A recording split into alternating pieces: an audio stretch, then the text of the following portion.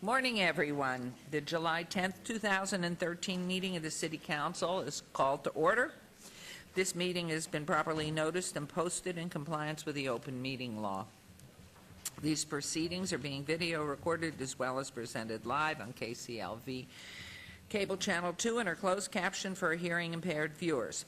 Please note some customers of Cox Communication who do not have a cable box may view this meeting on digital channel 89.5.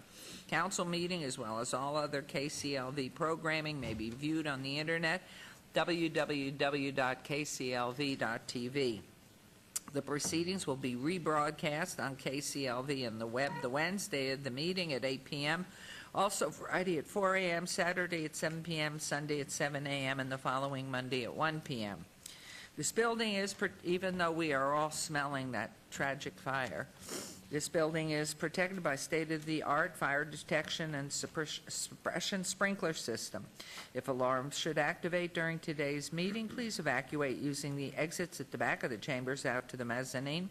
Proceed out the double doors to the terrace and down the back staircase. For anyone who has difficulty with stairs, please check with a marshal or fire official for assistance. Once outside, assemble on the northeast corner across the street from City Hall at Lewis and First Street. Employees wearing safety vests or city marshals will inform you when it's safe to re-enter the building. For public comment related to items on the agenda, citizen participation, and public hearing items, we do have available a speaker card which you may complete and submit to the city clerk. Cards are available also online in the clerk's office or at the rear of these chambers. If you do not submit a card, it does not preclude you from speaking under public comment, citizen participation, or specified public hearing items. If there's anyone present today who has need for hearing impaired equipment, please see the city clerk staff up front here. If you parked in the parking garage across the street and did not receive a validation ticket as you entered the chambers, please exit to your right and then see the security personnel at the entrance. Before we proceed with the agenda, would everyone please rise for the invocation this morning given by Reverend Charlotte Faust, Community Spiritual Center, and remain standing for our pledge. Thank you. Good morning. Let us join together in prayer. Heavenly Father, Great Spirit, Creator of all that was, is, and ever shall be, we gather this morning with open hearts, open minds, and a deep gratitude for this opportunity to serve our city. We pray this morning for calm wind and gentle rains to soothe the raging fire in our mountains, and the safety of all who work to preserve life and property. We ask your guidance and wisdom in making the decisions that will affect our citizens. We see your breath flowing through all who serve and all who come before this board. We are open and receptive to the concerns of all. Help us find new ways to keep us safe, especially our children, and build the prosperity of our community. With gratitude for your presence here and now and within us always, we say together, Amen. To the flag of the United States of America, and to the republic for which it stands, one nation, under God, with liberty and justice for all. Thank you, Reverend. And we will now proceed on with the ceremonial portion of the agenda.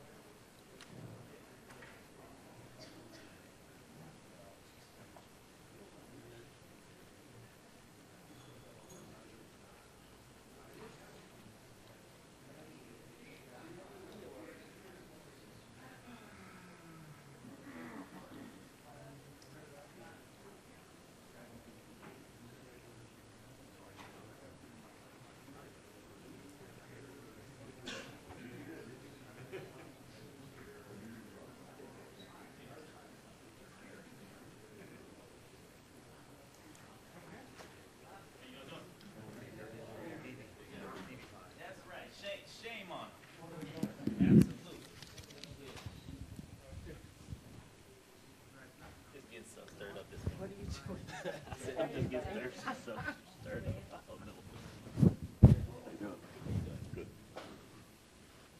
you taking photographs? No, ma'am, I'm turning my phone off in order that I do not disturb your eloquence. Oh, he is turning off his cell phone. Our star. Anybody watch John Ralston last night? He's our star from last night. Anyway, moving right along, this is the ceremonial portion of the agenda. And for our first item, I'd like to invite Gail Frazier, the general manager for the Clark County Regional Flood District, to join us at the podium. As you know, July happens to be Flash Flood Awareness Month, and we like to take this opportunity to remind everyone in the community to be cautious at this time of year. More than half of all the flood-related deaths are the result of people attempting to drive through flooded areas. It's amazing to think about that, because we should all remember to turn around and don't drown. Is that our new slogan? Turn around and don't drown. And an old one, too. I have a proclamation that I want to present to Gail, recognizing July as Flash Flood Awareness Month in the city of Las Vegas. So, Gail, the stage is yours, and please tell us what we're all supposed to not be doing or doing. And thank you. Thank you, Mayor and Council, for helping us get this message out. We do two things at the Flood Control District. One, we keep the floods away from people, and that's our capital improvement program. But really, this is all about keeping people away from floods. And that tends to be a lot more difficult than keeping floods away from people. Last year, this Southern Nevada saw 2 deaths, and both deaths occurred in our flood control system. And we have a video that we want to run while I'm talking to show you the power of water. This is August of last year in Boulder City in a channel. That's 10 inches of water running, and you can see this teenager in the channel trying to be rescued, and ultimately was rescued. But you can see what was at the end of the channel as the video continues. It is so important. These are not playgrounds. These are not places to play. You have to respect the power of water. You can imagine what 1, 2, or 3 feet of water would do if this is what 10 inches is doing in a channel. So please, please make smart decisions this year. Don't drive through flooded areas. Don't become a victim, and respect the power of water, and let's have a safe flash flood season. Thank you. I do have a proclamation. But, you know, I can't tell you how important it is, because so many people with SUVs think they're above the water line or the power of the water, and they look out knowing it may be 10 inches, but not quite sure. And they figure, well, I can do this. I'm in a higher vehicle. And so often that is not the case, and they're swept away just as easily. So don't challenge it. Just stop and go back. See, we turned on some other light bulb. Yes, you did. We have a new app out this year for your smartphones, Android or iPhone. And it's to interact with the community. You can take pictures of floods, get them to us. We can share it with the community. Pictures of clogged storm drains, learn about flood facts and things like that. So we really are trying to push that. It's first time out, push that out to the community and through the city of Las Vegas and your television station and things like that. We're really working to get that out to this community. Thank you. Thank you, Gail. I mean, some of this information, our proclamations really are wonderful, and we're so proud to award them when we do. This one today is declaring the month of July of 2013 Flash Flood Awareness Month. But in here, in some of the data, I think it's really interesting. More than 1/2 of all flood-related deaths are the result of people attempting to drive through those flooded areas. Currently, we have 90 detention basins and 581 miles of channels and underground storm drains, of which 132 miles are natural washes and have been built to manage the flood risks in southern Nevada. Another 31 detention basins and 226 miles of conveyance remain still to be built. Each of these projects just make another area of the community safer from floods. So just knowing already we've had some very quick downpours, just everybody, and make sure for those of you who have children that are just beginning driving, young people think they're immortal. And somehow, and especially when you looked at that movie, that was a youngster. I have no idea what age, but obviously it looked to be almost a game trying to catch the saving grasp. But we know with those 2 deaths last year, one was a landscape gentleman down at the Far East Desert Rose Golf Course. And that moves so fast. And, of course, the trajectory is from the high of the west side down there. So anyway, I would like to present this on behalf of the entire City Council. And thank you so much for all that you do. And we just know it depends on each one of us to be alert. Make smart decisions. Yes, make smart decisions. Thank you.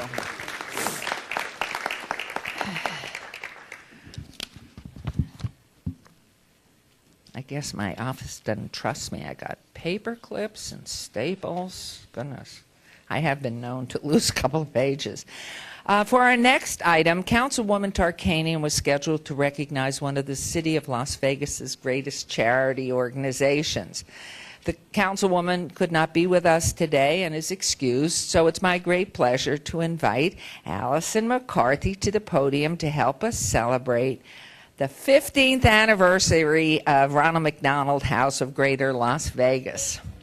And, of course, Allison's a star in her own right, as we know, yes, and congratulations. And I give you a hug. And I'll give you an extra one from Oscar. That was his best part. Showgirls and gorgeous ladies, thank you. As you all know, the Ronald McDonald House does great work, and they know sometimes the best medicine for an ill child is to have a family nearby their family. Since Ronald McDonald House opened in Las Vegas in 1998, they've provided a home away from home for more than 3,500 families.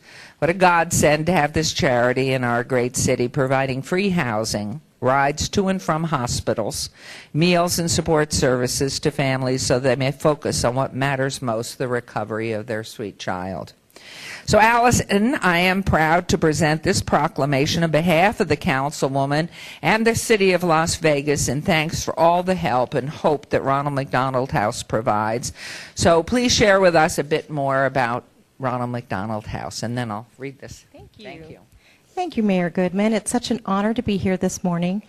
Having a critically ill or injured child is such a tremendous financial, emotional burden.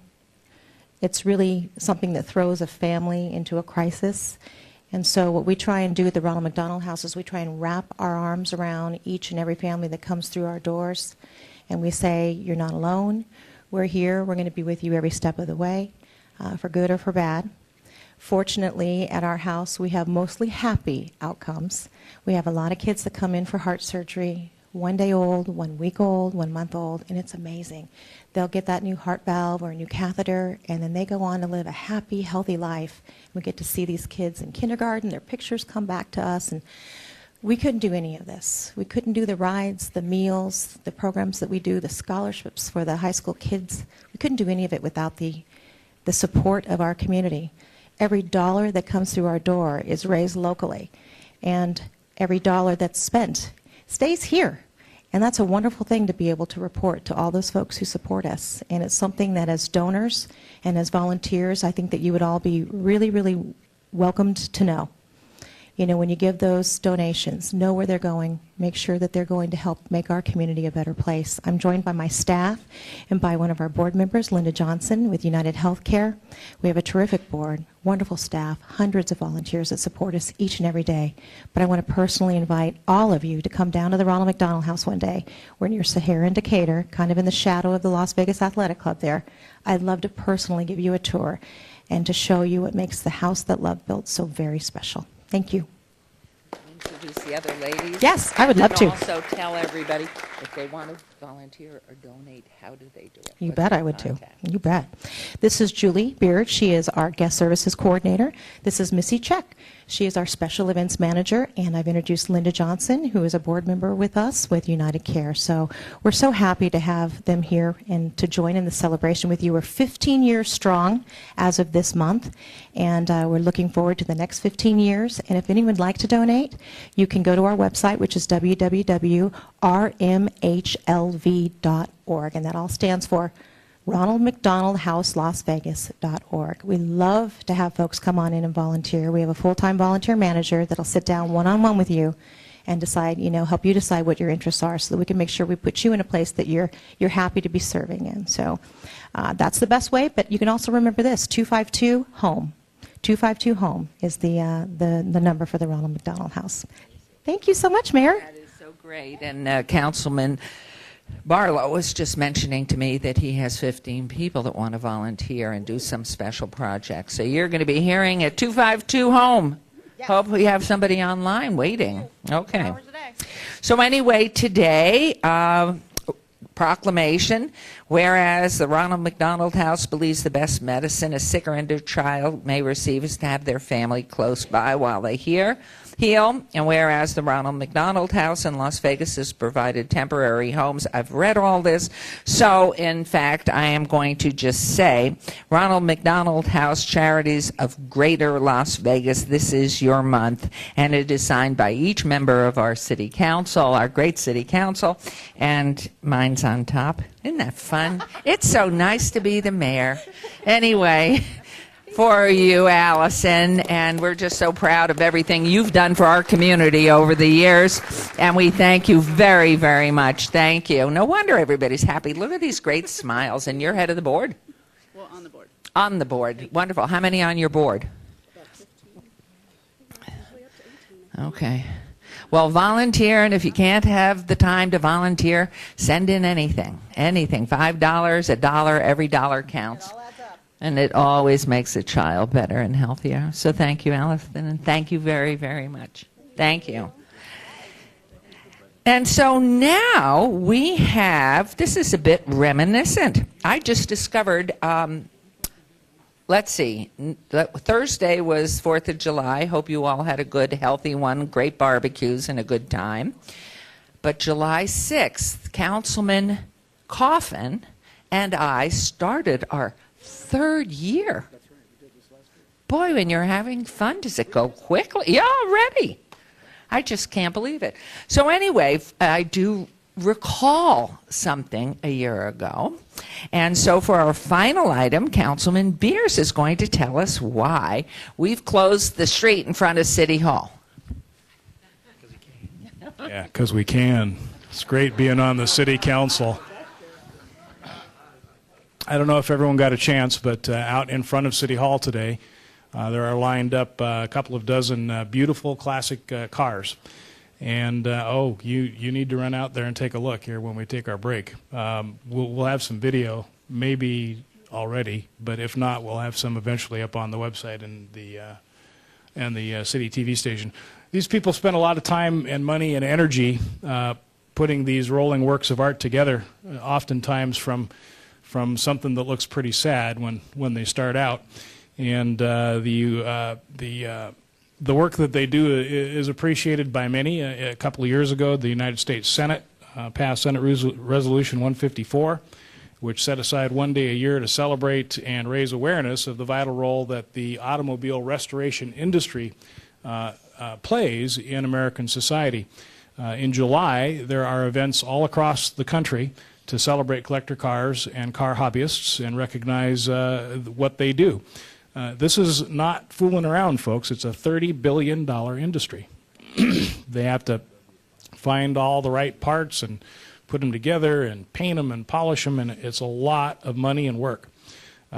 National Collector Car Appreciation Day, which we're celebrating, is the brainchild of SEMA, the Specialty Equipment Market Association. These are the people that provide the parts and make the parts that go into these vehicles. We hosted the convention a year ago, you'll recall. 135,000 people came to town that week, over 2,000 exhibitors, and 1,500 new car products typically introduced, and that's how many were introduced at that show last year. It's consistently one of the largest economic boosts that we have in the Valley. As a lot of you know, we have a Ward 2 tradition that I continued from Councilman Wolfson, which is our Trunk or Treat car show. Many of these same vehicles turn out for that event, and that'll be October 19th this year at the Veterans Memorial Center up in Ward 2. big event where we have all these cars lined up, and then the kids can come and trick or treat from car to car, and it really is fun for the adults to watch. I found it wonderful. There's even a classic car that was so similar to the one I drove as a teenager that it won Councilman's Award. Imagine that. So today, in addition to the cars that we have out front of City Hall, representatives from the collector car community and clubs have joined us. They got up when it was only 90 degrees, sometime before dawn, in order to line their vehicles up. I would like to invite Art Cam, who is the ringleader of today's group. Art, where'd you go? There he is. Come on down here, please. Feel free to bring all you guys down and come down and join us if you would. Art is the director of the Las Vegas Cruisin' Association. Don't be shy. And one of many of the car enthusiast groups that we have here in town. These guys do the annual Christmas toy run. That'll be held this year on December 21st and provides toys and gifts for 500 underprivileged children. All proceeds from these events throughout the year are donated to local children's charities. If you haven't yet hooked up with these people, the Ronald McDonald House, you should. On behalf of the mayor and the city council back there, we would like to thank you and proclaim July 10th, 2013 as Collector Car Appreciation Day. Art, thank you, and thank all of you guys very much. Would you give us some words about what you do and why you do it, and if someone is interested in getting involved with you, how they'd go about contacting you? Sure. Well, first of all, everybody you see up here has a collector car outside, and they're all year makes and models, and everybody tries to put them together to make them look good, run good, be very dependable, and things like that.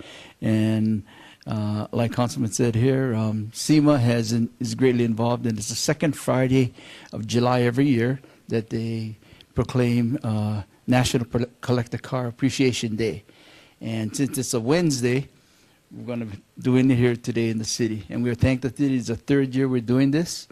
And we thank you very much, the mayor and councilman and everybody else. Thank you. How does someone reach out to you if they're...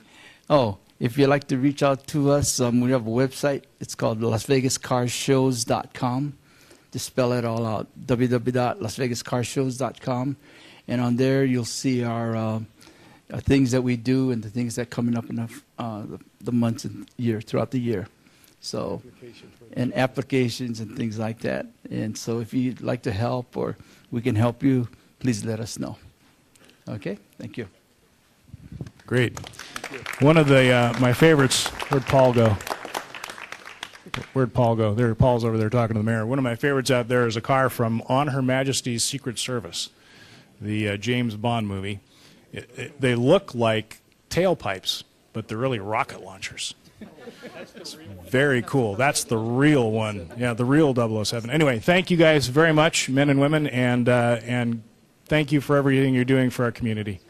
Mayor? Thank you. And I have a 1990 GMC Suburban. How would that fit in? Wouldn't you like to see an old relic? It does need a paint job, but I love it. It has style. It has style. It's only 22 years old. Right. Okay, we are going to continue on with our council meeting after our city clerk converts whatever it takes to convert. Are we ready to roll? You have to be working now. Well, that will take... That's only between agency and council, so we're fine. We're fine. We're ready to roll. Thank you. Yeah, wait. Oh, air fresheners and flood control bags. Right up here up front. Please, everybody's invited to have one for your car. Thank you. What do you do with a flood control bag?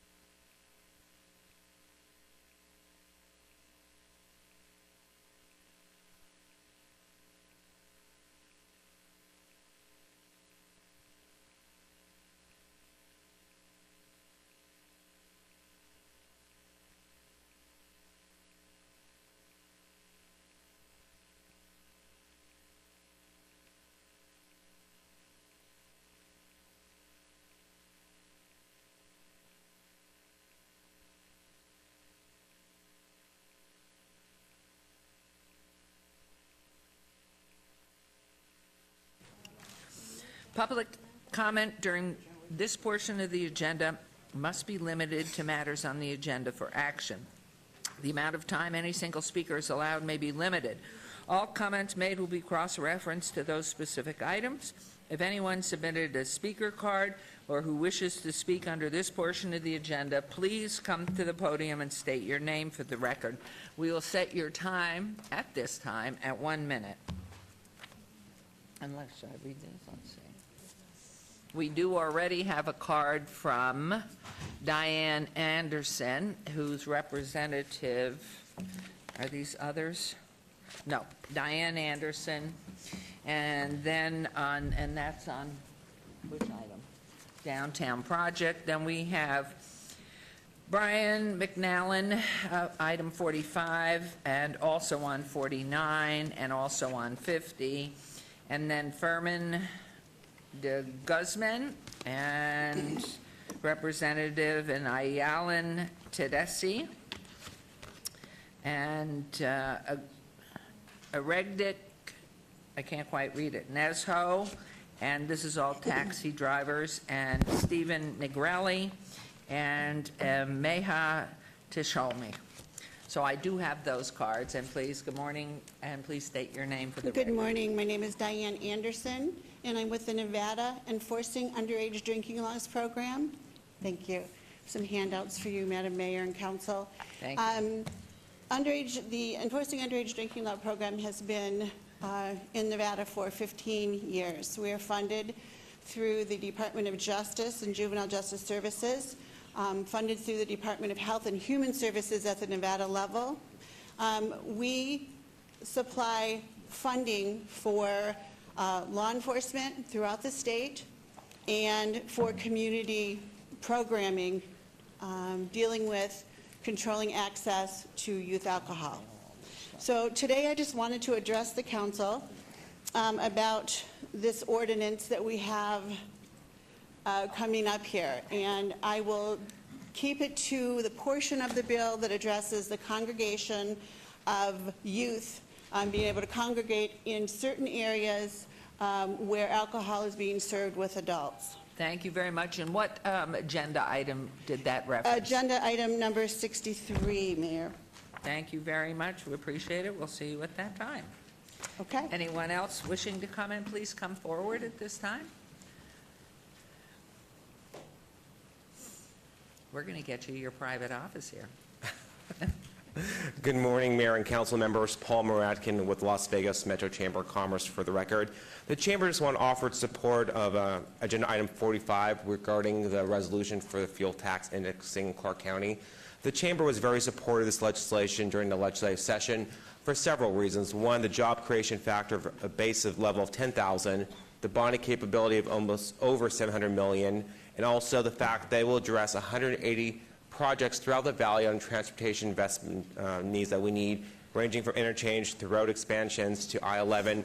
So we just want to express our support of the resolution and would appreciate the council's support today on item 45. Thank you, Mayor and Council. Thank you. Thank you very much, Paul, for coming. We appreciate it.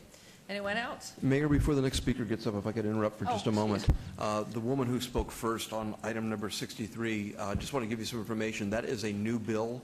It's only going to be read into the record today. There will be no discussion. There will be two opportunities, however, for public comment. One will be at the recommending committee hearing, and the clerk can give you that date, and the other will be at the council meeting where it will be considered for adoption. So at the point that we get to 63, there will be no public comment? That's correct. So on the notification, then you'll be able to check on that and see. Thank you very much, Mr. Jerbick. Okay, hearing, yes, are we coming all the way forward? No. Seeing no one else, then we will move on to item number 9. Possible action, any items at the council, pardon? I'm so sorry. Morning. Morning. My name is James Shimerson. I speak on behalf of Mermaids in the Bayou, and we will be opposing item number 57 concerning the pass-through window on, for taverns on the pedestrian wall. Thank you very much, Mr. Jimerson. Anyone else? See, nobody else has to read anything up here, so when I look down, if you're coming up, yes, I thought you called the names. I'm sorry. that's quite all right. Stephen Negrelli, former driver at Frias Corporation for a decade, got fired because I didn't cross the picket line. Good morning, Your Honor and City Council. I know I'm smart enough to know that you guys can't help me or these young kids over here, but I'd like to plant a seed in your head who we're dealing with, a former state senator named Mark James. A miracle happened to me 2 years ago with the Monte Carlo when I opened up the Las Vegas Review-Journal, and this lady who writes 3 days a week, Jane Ann Morrison, opened my eyes to what character or lack of integrity, no scruples, no morals, who this character, former Senator Mark James, is. We've gone through torture under this man. Life was good under Mr. and Mrs. Frias. I know I'll never get my job back. Age 56, I would not cross the picket line. I don't know if any of you are familiar who I'm talking about. Mark James? Maybe not. Maybe the former mayor knows who he is. Well, that's my statement, to get this off my chest, knowing that I'll get no help, but just wanted to let you people know who we have dealt with since Charlie Frias passed away. This former state senator, Mark James. Thank you very Thank much. you, Your Honor, and thank you, City Council. Thank you. Thank you all for coming. Appreciate it.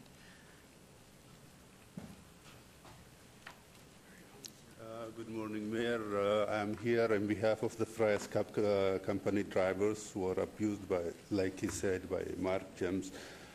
And we are here today to present our case as an American citizen, as part of the Las Vegas community, and as taxpayer with no regard to our voice in the past 100 days. Since March 29, 2013. We are here today to present our case as we did in the past number of times to the governor's office, to the labor commissioner, even we went to Carson City driving and still no response, and nobody cares about our suffering with our families. The Frias company abused us, treat us less than human. Daily, the union, which we count on, sold us out. As I said before, the governor, even we present our case to the mayors of both Clark County and Las Vegas, we didn't get any help yet. I'm just asking, why is this happening? Is it just because of our skin color? I hope not. Is it because of just pure ignorance? Who knows? Is it because they can do nothing? I don't think so. Therefore, we are forced to present our case to you and to all other people who are in a position to do something about this, to give us a solution and end our suffering. Thank you. God bless America. Thank you. Thank you all.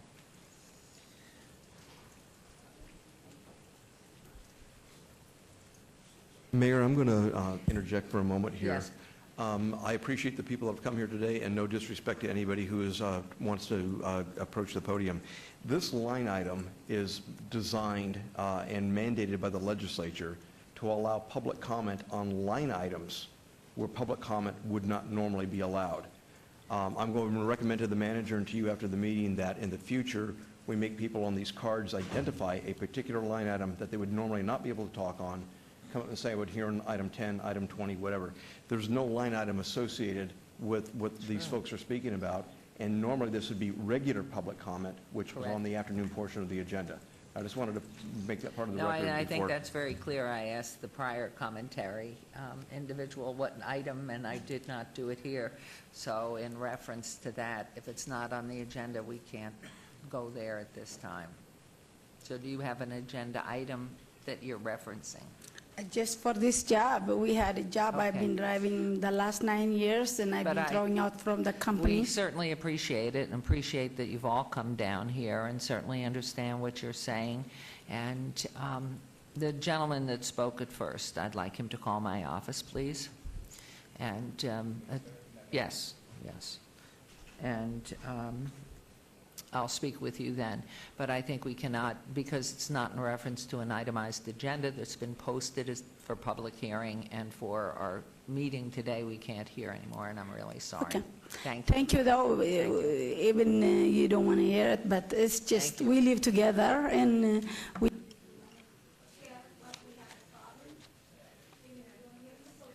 Thank you. Thank you. Okay. Back at the end of the afternoon session. They could be? They could be, you can tell them that. Okay. The attorney says if you want to come back at the end of the afternoon session for more public hearing, you're certainly welcome to do that at that appropriate time, but not up front. No, you just call City Hall, ask for the mayor's office, and say, I asked you to call. Thank you so much. Thank you.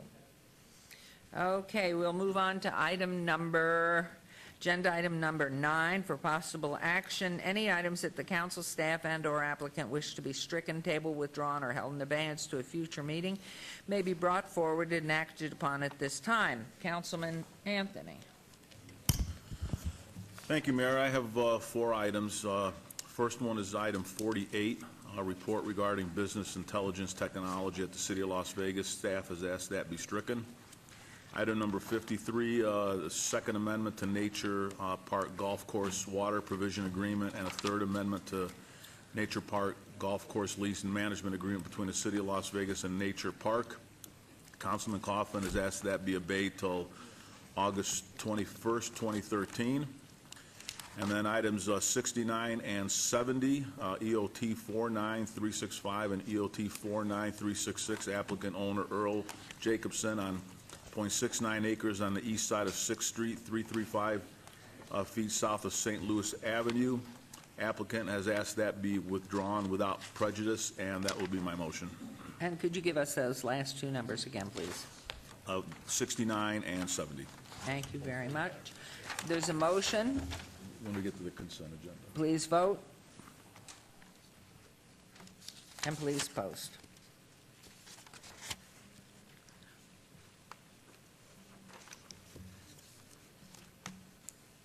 Motion carries. Thank you very much.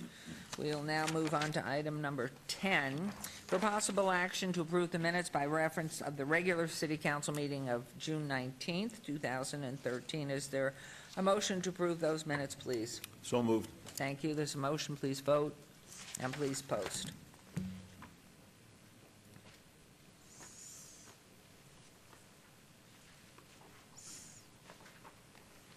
Motion carries. Move on to agenda item number 11, discussion for possible action regarding annual review of our city manager, Elizabeth N. Fretwell. Ms. Fretwell. And good morning. Mayor and members of the City Council, in preparation for this review, I noticed a pretty significant trend that I wanted to capture in what I would describe as a catchphrase, and that's simply incredible progress. As you all know, I'm a pretty results-driven person. I typically don't let things rest. I like taking on challenges, and I thoroughly enjoy the successes that we accomplish. Those things really drive me. They're part of who I am. So you know that I've prepared a memo of accomplishments for you. I'm not going to go through that in great detail, and it provides some outlook as far as goals that I think I ought to focus on going forward, and I briefed you all on that individually. But I'd like to share our accomplishments a little bit differently this morning than maybe I have in the past. A few years ago, we determined 6 council priorities, and a couple of years ago, we set 6 goals for me to work on. Those things have to work together effectively, of course, and I think they do. But I think sometimes it's easy to get lost in what it takes to make those priorities and those goals happen. And so I wanted to spend some time this morning talking about that. Chris Knight said to me one time, "Hey, Betsy, we need to be found guilty of implementing the council's strategic plan," and I couldn't agree more. And so if you'll indulge me this morning, I'd like to talk to you a little bit about how I think we're doing that through an incredible team of professionals. One, this team includes all of you, but it goes to the very frontline employee each and every day and what they do. So here goes. Orlando Sanchez has done an incredible job over the last year of outlining all of the life cycling of our assets. It was a high priority of Councilman Coffin's. He did it with his team. You had a resulting report this year. I'm really proud of that, and it set the framework for us building a maintenance plan to support all of those assets that we have. Scott Adams spearheaded getting our city's economic development plan together, and he incredibly led an awesome effort to continue to improve our Development Services Center, and our performance metrics are second to none, in my opinion. Karen Coyne worked so hard on that ICMA fire efficiency study this year, and she recruited a new fire chief. Neither of those things are easy. There's probably a longer list that I could put out there, but she's simply done an incredible job. Mark Vincent, pretty much single-handedly, with partnership with Henderson, renegotiated and got new legislation on the consolidated tax formula that created better equity and more stability for one of our single most important funding sources for the city. Ted Olivas, my hat's off to him. It's one of the most successful sessions we have ever seen as the City of Las Vegas, at least since I've been here. And that's 13 years now, believe it or not. He also led the effort of having an incredibly successful U.S. Conference of Mayors conference while all that was going on with the help of Esther Carter. David Rugelman rolled out a social media plan and effort this year that I believe is going to set a new standard for public service. And he also laid out a public service campaign where we highlighted what our employees do for this community and started getting the word out about why our citizens should be proud of our employees and what they do for them. Maggie Plaster put together a corporate report card and created a new program to create opportunities for our employees called the Strategic Manager Program, where people will rotate through other departments to get good experience, because it's been hard to promote people lately. We just haven't had the positions. But this way they'll be able to check out new things, learn new skills, and build our bench. Tom Perigo, Mr. Green, our recycling rates, incredible, from probably 10% to over 50% in a year. Our energy costs are down 50% since 2008. Incredible performance. Joe Marcella hired the Code for America folks, and he's going to single-handedly change how we interact with the public. And he's rolling out a business intelligence tool that I think you all will be very proud of, that will take our transparency and our citizen engagement to the next level. Bev similarly put together the We Comment piece of the agenda. So now you're able to get electronic comments as you're sitting there at the dais about what people think about your agenda items and what you're considering. And they can send them beforehand, and it's all electronic. Nothing's getting lost in the mail. Dan Tarwater, oh my gosh, three labor agreements, not easy ones. There are 3 of them, 2 of them are on your agenda today, and hopefully one of them will be on your agenda in August. I'm very proud of all of his accomplishments. Candy Falder, who is now a short-timer, has done some incredible work this year. One, she led the effort to complete a revenue review using her team, Phil Steckinger in particular, and updated our sewer billing program. Michelle Freeman, our Chief of Detention and Enforcement, single-handedly worked through the merger of North Las Vegas's jail with ours, and it's working beautifully. We're learning from each other, and we've saved each other a lot of money in the process. Matt Fisk has online search functions for the court process now, so that individuals outside the court can find what they need to interact successfully with the court. Jorge Cervantes, overhauling all of our sewer collector system, making huge street improvements downtown, and opened the single largest municipal solar plant in the country this year. Larry Haugsness, median improvements. We get so many compliments about that. His team came up with that idea, and we continue to implement it. But he's also created new park maintenance standards, which I think you will see a major difference in the way we're maintaining our assets going forward as a result. And he's improved street conditions despite declining revenues. Chris Knight took his function to a 7-day-a-week inspection cycle, the first in the valley, and he's reduced turnaround times from 45 days to 10. He's using outside consultants to do it, and it's working. Flynn Fagg He reduced the number of business license types, the turnaround time, and now he has a new e-plans review system in place. Steve Harson muscled through a 20-year-old ordinance on our park rules. No director before him was willing to really push that agenda, but he did it and he got it done well. He's also been leading an effort on the homeless consortium and trying to address a really challenging problem in our community. And he rolled out an automated rec track system so people can sign up for our classes and activities online. Nancy Diener opened the Neon Museum, and I know that that was probably a watershed moment for her because it's been a life goal, as best I can tell. Bill Arndt helped open over 300 businesses downtown. Over 1,500 jobs were created. He rolled out the Quick Start program. We got RDA 2 established, and we have a new regional comprehensive economic development strategy to knit all of our efforts together across the valley. As you can see, any manager would be thrilled to have this kind of team. And each of these folks have teams that they rely on. But these guys and gals bring out the best of those folks. And every one of those people embody our values: achievement, creativity, teamwork, integrity, and ownership.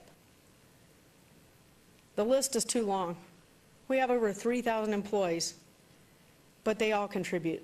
I'm proud of them, and I know you're all proud of them too.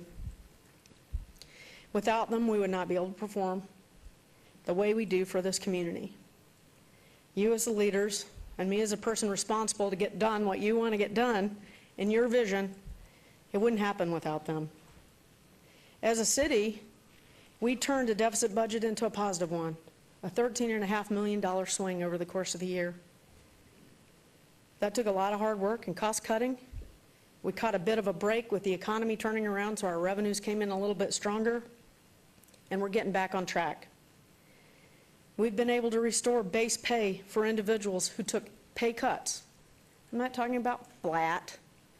I'm talking about cuts to base pay in 2 of our collective bargaining groups.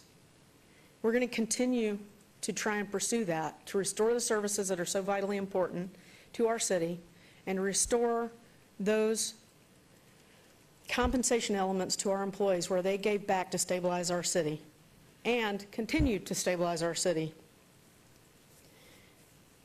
We laid out an approach to continue to grow businesses here, not just in downtown, but throughout the city.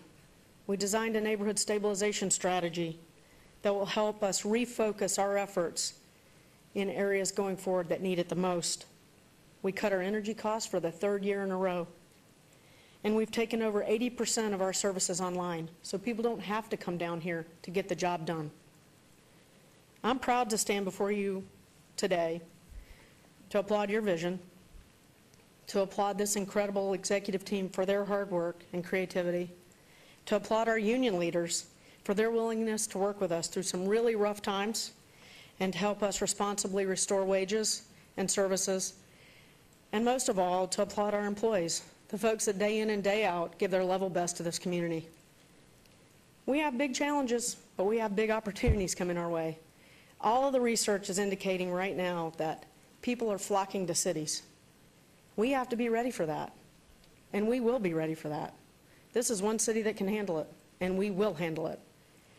So my main areas of focus for next year are going to be to continue to stabilize this budget. We got to get this deficit knocked out, implement your economic development strategy, improve our transparency and engagement through social media and web tools, position our fire and rescue department for the future challenges of the medical delivery system and the healthcare access and delivery system, finish our neighborhood stabilization strategy, and continue to build regional partnerships that help us deliver the top level service to our community, to our citizens. I think that's critically important. I thank you all for your guidance and leadership. As I've said before, and I'll say again, thank you for entrusting me with this position and this responsibility here at the city. I feel blessed, humbled, and honored to serve the community. Bravo, Betsy. We are so lucky to have you. So before I go off at the mouth, I'd like to invite our city council. Any comments? Councilman Barlow? Thank you, Mayor. Betsy, I agree that your entire staff, you and your entire staff, do an amazing job. You're most definitely wonderful professionals to work with. I would like for you to speak to looking at the landscape that's before us today and projecting forward as far as the revenues as it relates to the city of Las Vegas moving forward. What are some things that you're looking to do in relation to still identifying areas in which we can cut some of the fat and be more lean and mean moving forward, but also having an opportunity to protect and restore some of those essential elements that are kind of lagging behind, because we still have departments that are suffering as it relates to the workload. Can you speak to that, please? Sure, I'd be happy to. Obviously, we're still struggling with a little bit of the lagging part of the economy as far as our revenues go. There are a couple of things that impact this, and we've talked about them before. One, there are caps on property tax. And so we hit a very low, if you will, and the ability for that property tax to grow back is constrained by the state law that creates a cap of 3% and 8%, although 8's a little bit of a misnomer because it actually can't grow faster than CPI. So like this year for commercial properties, it could only grow at 4.4%, I believe, somewhere around 4.5. So I don't think we can count on property tax really pulling us out of this. That's why that sales tax formula was really critical, to get it stabilized so we could minimize some of the fluctuations and create some more predictability for everybody. Mark did a great job on that.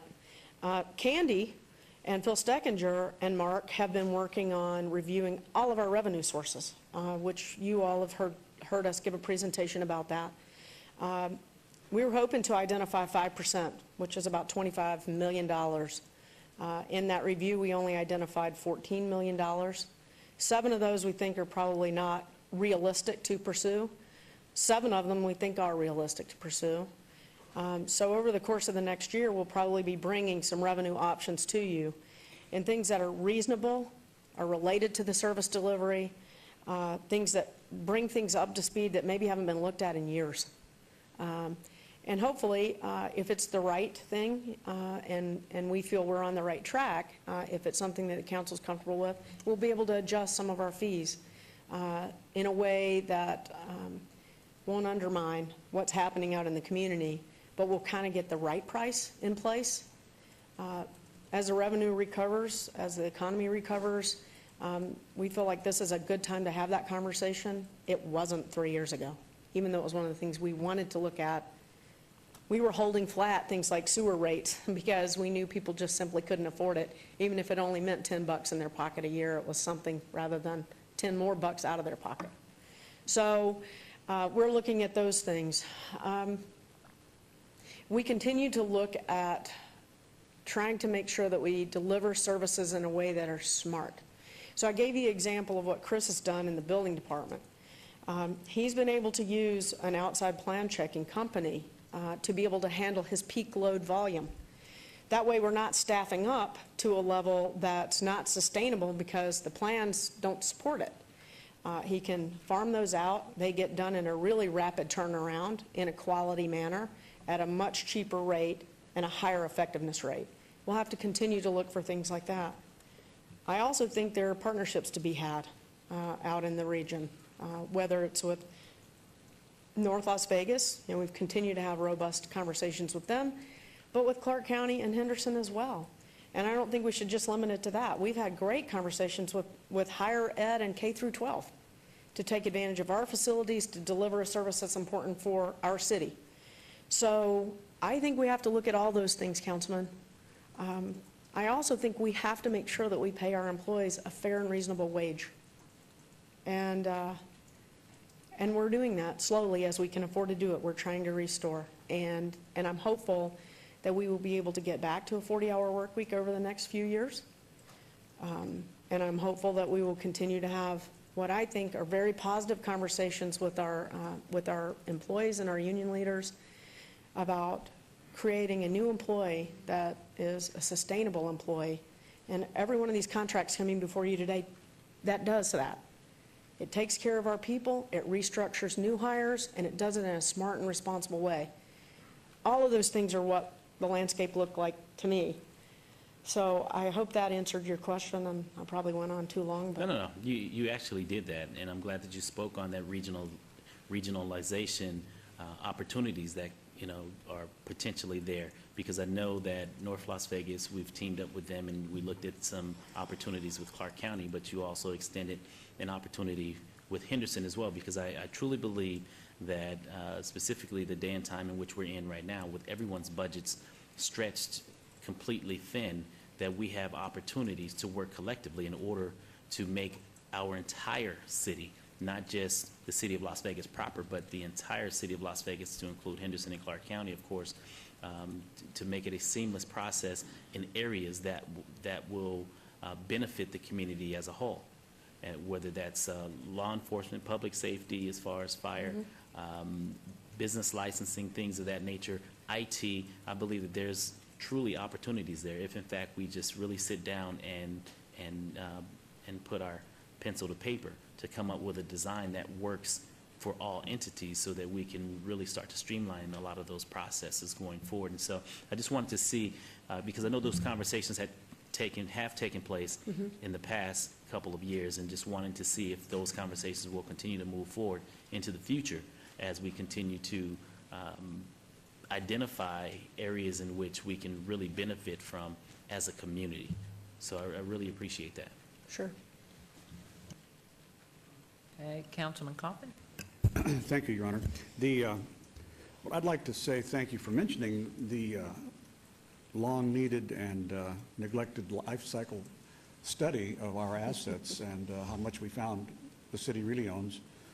Its replacement value is in the neighborhood of $8 billion, and at some point or another, I think in the early discussion on this about a year and a half ago, it was considered maybe we had $4 or $5 billion if you didn't count the land value under the parks. So it's amazing what you find when you kind of lift up things and you sweep and you say, oh, well, there is something there of value, and it means that everything of value has to be replaced sometime down the line, and it starts to degrade the second it's built, the second it's installed, the second the paint is dry on the crosswalk. And that stuff is so important for tax planning, but you have to spend properly, obviously. This is something, a process that I learned about at the state legislature, and it is something that I didn't have access to because I wasn't an executive. Here we are, quasi-legislative executive, in partnership with the council, the partnership between the council and the manager. So it's been a great learning experience. Your experience as a lobbyist for local government up in Carson City while I was there helped me a great deal understand you and gave me a level of trust toward you the first 2 years of my service. So that was good. You have your critics out there, and maybe some of it's deserved, because it's a tough job, and you've got to break some eggs to make that omelet. But in all, I think, generally speaking, you considered to be very fair. And one cannot ask for any more than fairness from management. I mean, if you work for management, you've got to be considered fair up on the top in order that those people who may or may not get their way at least feel like they were heard and that their arguments were presented to the council. I think you've done very well there. Also, I think on intergovernmental relationships, this is very important. We're in the midst of crisis around the valley. North Las Vegas is in terrible financial shape and has been for a long time. And thank goodness you and your team started cutting budgets here early, because that's when it really hurt, when no one else was cutting budgets. You were doing it. You were seeing ahead. And it takes a lot of guts to do that, because you can't assume to have the only crystal ball around. Others will say, you're crazy. We're cutting back at a time when we need to have services. But you saw ahead and you realized it was unsustainable. And even then, it wasn't enough.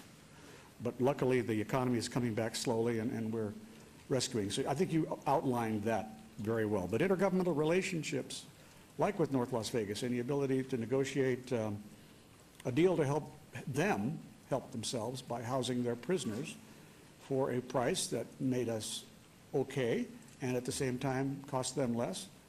And also the idea that you and the team took leadership on the new combined economic development program.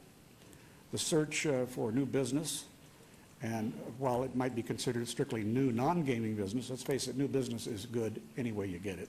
And it's worked, and you were recognized because you were doing all the work, so they put you in charge of the job of putting it together, and now it's rocking and rolling. So I think that's a good statement. Your work speaks for itself, and no amount of blather that I might throw into the record here to praise you couldn't speak as well as the accomplishments that you've done. And I think we've had our conversations about things.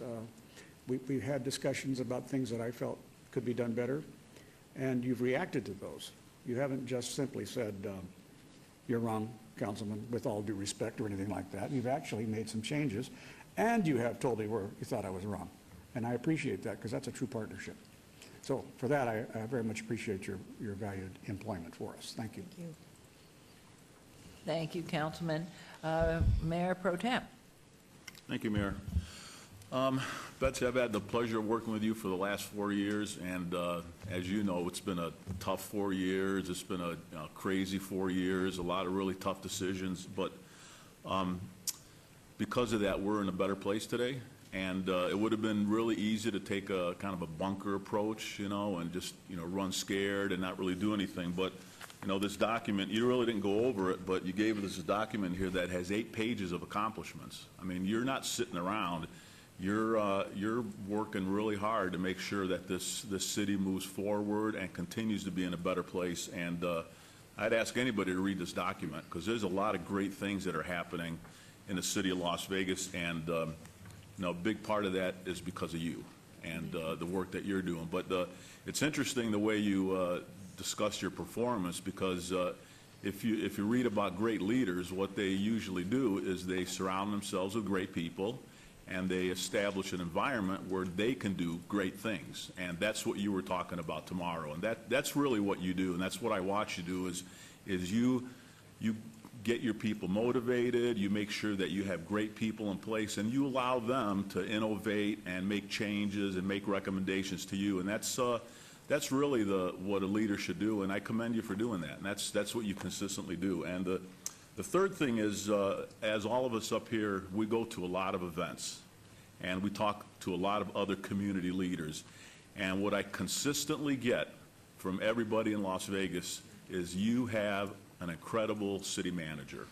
And that's not one person, that's everybody that I talk to where you come up. You have a lot of respect from the leaders in this community. And that says a lot. Nobody tells me that we should be getting a new city manager. They're telling me you better keep her and do what you can to make sure, because she's doing a great job running the city. So I commend you for your performance this last 4 years, and we're talking about your performance for the last year today, and I think you're doing an absolutely great job. Thank you. Thank you. Councilman Ross. Thank you, Mayor. Betsy, I got to thinking about your review and how this must make you feel uncomfortable to stand up here and tell us how awesome you are. You didn't do that this time. I think this is the 9th time I've had a city manager in front of me for review. I think I'm in my 9th year. And you did it a little differently, and I'm going to echo what Councilman Anthony said about surrounding yourself with brilliant people, because you have. You have an incredible executive team that does an incredible job. You have been the city manager and in leadership in this city through the best of our economy and the worst of our economy. You have led this city with your team through some of the city's darkest days financially. And look where we are. Yeah, we have a budget deficit, but it's not that big. It's not as big as other municipalities, other counties throughout this state, other governments throughout this country. Las Vegas is the greatest city in the world, as far as I'm concerned. I think you probably feel the same way. You've certainly listened to me in regards to my concerns and my requests for making this city more business-friendly, making it easy to do business with the city of Las Vegas. All the things that you mentioned about what everybody's done has been part of that element. Online applications, online services, the DSC, everything that you have done is phenomenal. You've made it so much easier for people to want to do business with the city of Las Vegas and not other cities or other counties. You're driving them here. You said all of the studies are showing that people are flocking to cities. I think we are ready. When you said we're going to be ready, I think we are ready. I think because of your leadership, the leadership of your team and this council, and Councilman Tarkanian and I have, and I have probably have worked with you the longest. I mean, certainly you know Mayor Goodman because of Oscar Goodman, certainly. But I've been working with you for 9 years, and I think it's pretty significant to recognize. And despite the challenges with our collective bargaining units, despite the challenges with fire chiefs, despite the challenges with council members, you have a tough job, and your team has a tough job, and you've ridden the storm well, and I commend you on those efforts. And Councilman Matthews said something about out in the community, people tell him that we have the best city manager. Other governments are telling me they want to steal you from us. So I have no problem, starting a fist fight with any of them if I have to keep you here, Betsy. So I appreciate all you do, and my compliments to your executive team, too. Every one of them that you mentioned, and others, and their teams below them. Absolutely. Because the heart of this city is with our employees, and it's on their backs.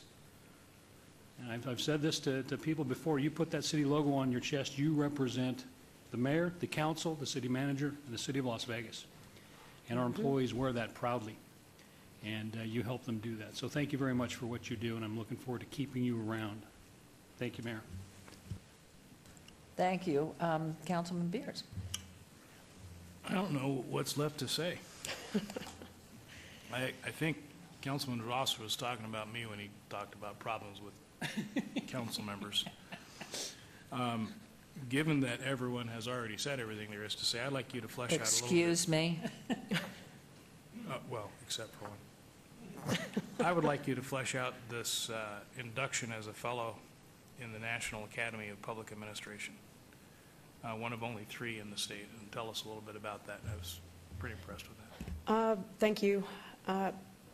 Last year, and you all recognized me in a ceremonial item earlier this year, but I was nominated for and inducted into the National Academy of Public Administration, which is a federally chartered institution that provides advice and research to other governmental agencies around the country and, quite frankly, the globe to improve their processes, review their programs, and a variety of other research, improvement-oriented types of activities.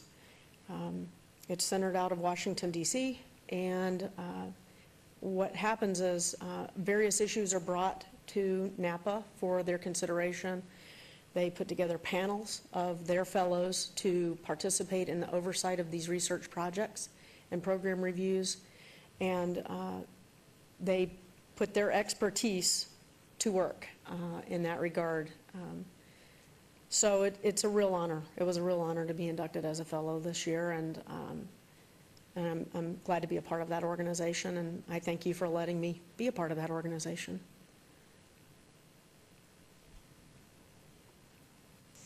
Thank you. That's only one of many awards that I know not only have you been given, but you more than deserve. But I would say, first of all, that this is public information. This is very brave. I mean, I think it's absolutely incredible because, as we know, everybody likes to take shots, but your work has been outstanding, and I think how you handle us as a group and knowing the 12 years of my husband's work with his council and knowing you came in during his midterm, it's a pretty big job to keep the council moving forward and a collegial group, and you have a knack for that. I mean, you've been very honest with all of us, and sometimes we're at each other's throats gently, but you manage to keep us together and working and moving forward. And so I think, first of all, aside from everything else about you, that you are public with this and have gone forward so that people can see not only your team's accomplishments under your leadership, but, you know, they have the opportunity to look for holes if they wish. But being the open city that we are in the open government, we want that. So if there are ideas of people who want to give input and have suggestions, that's how we do it. And under your leadership, you're certainly making a statement to that.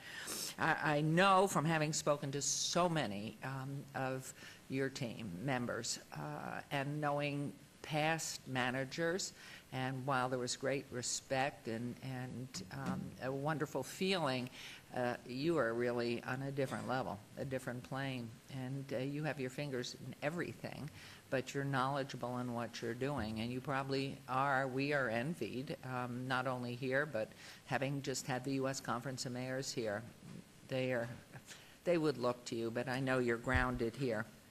But I think the thing you do for the team, first of all, is selecting the great people you have. I think to each one of them, it's amazing how they respect you.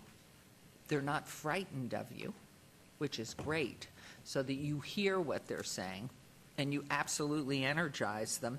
But you also have a cohesive team, and that is a very difficult job to do because everybody's in their own way, especially if they're in some leadership position, have an ego. Of course, I live with the biggest ego in the world, so I know how very difficult it is, and you do an absolutely remarkable job, but the best thing that you do with your team is you keep them focused, and you respect their judgment for the things that you know you're learning from them.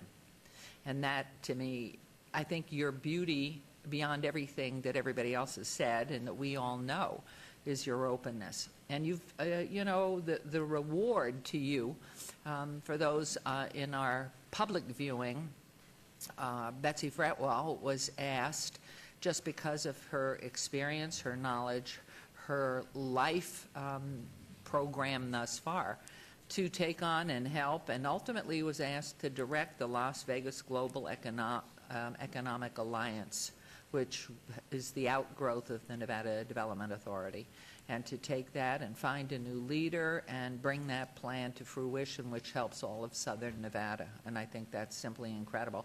She also happens to be the president of KNPR, the public radio. There's so many things that Betsy manages to do beyond this, but I know more than anything you love this city and you love your team, and I think you just have brought the best out, and what I respect you for so much is your openness and wanting to learn and listen. There are too many people who close their ears and think they know everything, but the respect you have from your fabulous team, each one of them I know we rely on for their truth and for their efforts and their focus and their respect for you.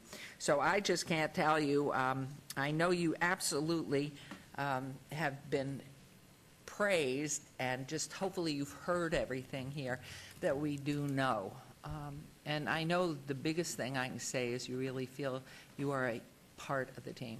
You know you're the leader, but in fact, I really believe you believe you're one of us all, and you're one of everybody in this community. So I can't thank you enough.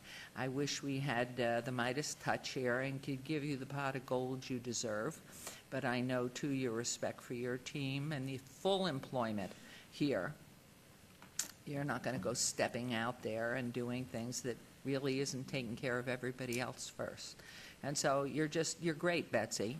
And there's no way that anybody will take you, because you will not have a vehicle with tires. You will not be, probably your keys to your house will be taken. There's just no way. So putting that out of the way for you, just know we absolutely admire you and we thank you. And what courage and what foresight. You're visionary, and you're beyond it all. You don't ask of other people things that you won't get your hands in the earth and do it yourself. So thank you very much. And from the past generations and for the future, the lucky people that can look forward to the next 30, 40, 50 years in this great city, your mark is there in stone. And thank you very much. So. Thank you for all of those comments. Okay. Obviously, from what I've heard up here, you're doing an outstanding job. We're talking about this last year. You're doing a great job, and you should be rewarded for it. And as you mentioned, our employees have taken a pay cut during the last 4 years in order to help us balance our budget, and we have to commend every one of our employees. You've also taken a pay cut. You're actually making less today than you were in 2009. And as you mentioned, one of our goals, our discussions, is to try to restore those pay cuts to our employees, and that includes you also. So I'm going to make a motion for 2 items. The first one is to increase your salary by 3%. And the second one is because you don't work 9 to 5. You work 24/7. You're working in the morning, you're working at night, on the weekends. You're running this city 24/7. And we have to make sure that you have some time off to rejuvenate and rest. So my second part of my motion is to give you an extra 40 hours, a 1-week vacation. You can't sell that vacation back. We want you to take an extra week off so you can take it easy, all right? So that will be my motion. Okay, thank you. On the motion there. On the motion, please go ahead. Councilman Ross?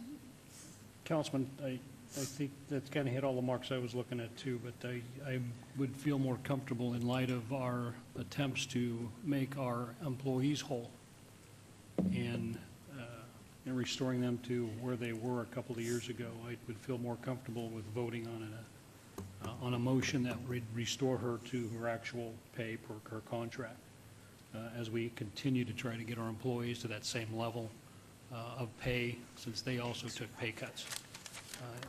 Actually, this does. Including the 3%. Takes her to this. Yeah, actually, the 3% does get us to that. Takes her over what she was. Takes us to this. That makes her whole. Did you show the stamp? Can you give him this, and this is the number at the bottom? Show him my scribble.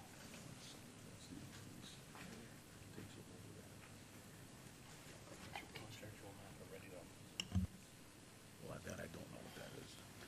Yeah, Betsy, do you feel comfortable sharing with the council through the mayor, of course, your contractual amount? Pardon me? You mean my base pay? Yes, your base pay per your Per my contract. contract is $180,000. And that's the number, mayor and council members, I was trying to get at, restoring her to that $180,000 plus the 3% as she's done for the rest of the city staff. This will do that. And this will do that, restore her to the $180,000. I can support the motion. And can I ask the maker of the motion to set the effective date? We always think about this the day after. I think everybody is effective July 1st, and if you would make that effective July 1st, I think it would make it clear. Okay, that'll be part of the motion, too. Well, I have a question on the motion, Your Honor. Councilwoman, please. I'd like to know the financial impact of the amendment. I think he's we're restating the motion. I'd already voted on it. What is the financial impact of the motion? Because on one hand, I hear 3%.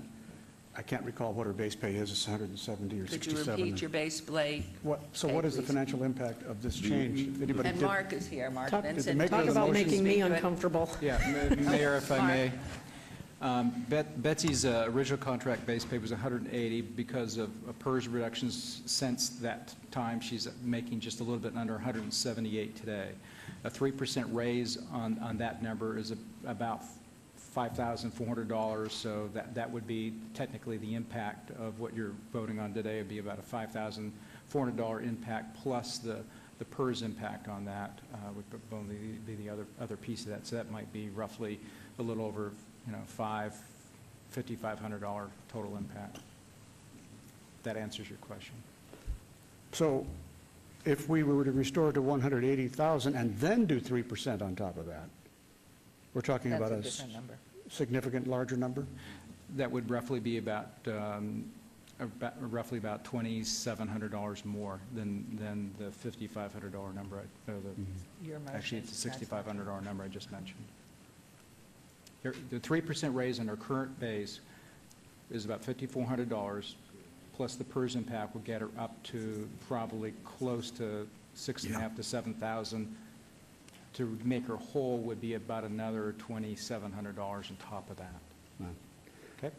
Thank you very much for that explanation. If that's Accept and close, condition. ballpark is close enough.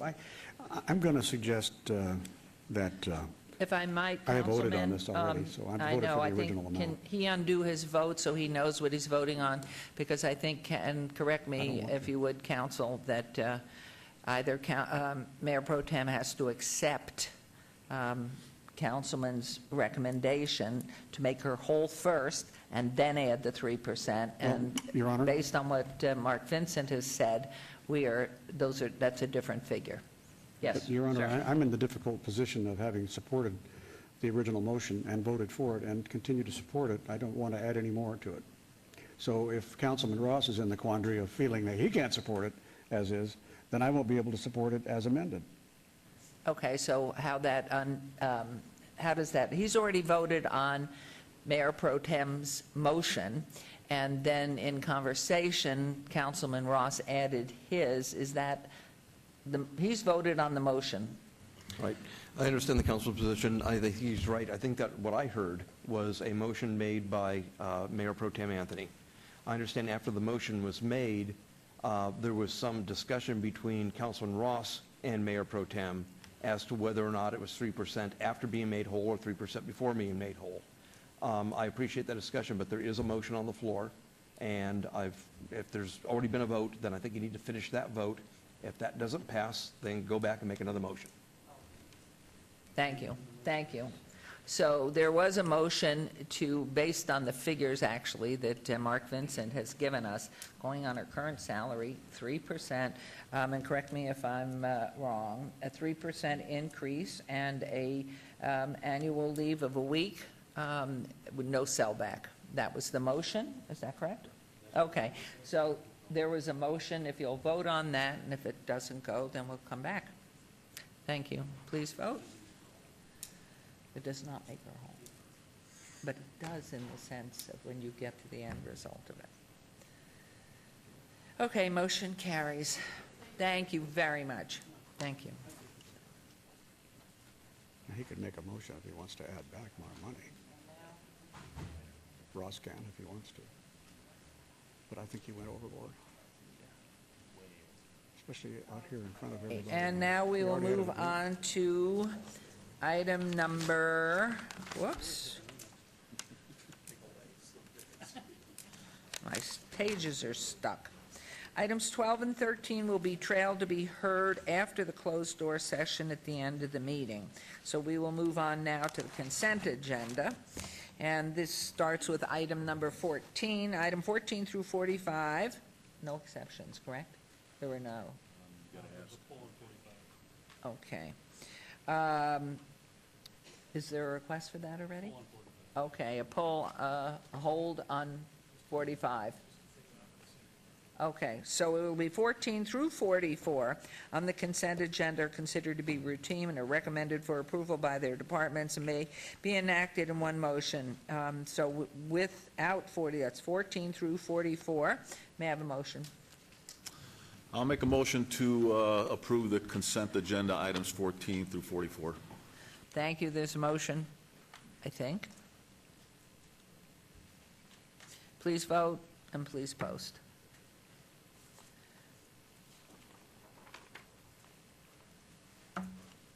Okay.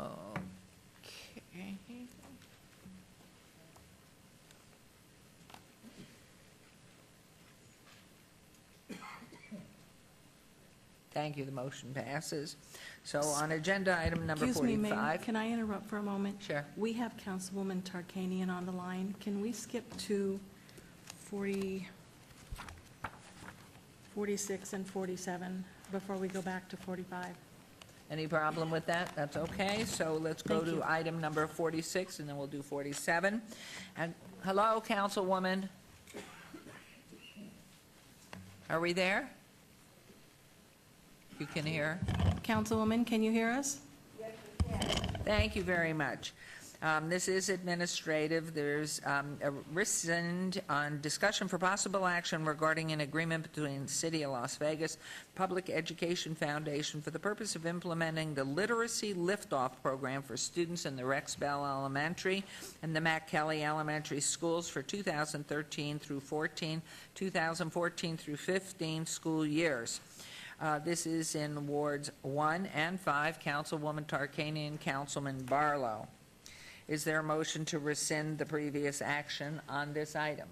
Yes, I voted on the item that was previously before us, and I did not disclose that I was a member of the foundation board.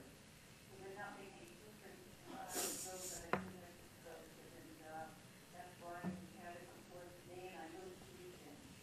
Okay, thank you. There's a motion to rescind. Please vote. And please post.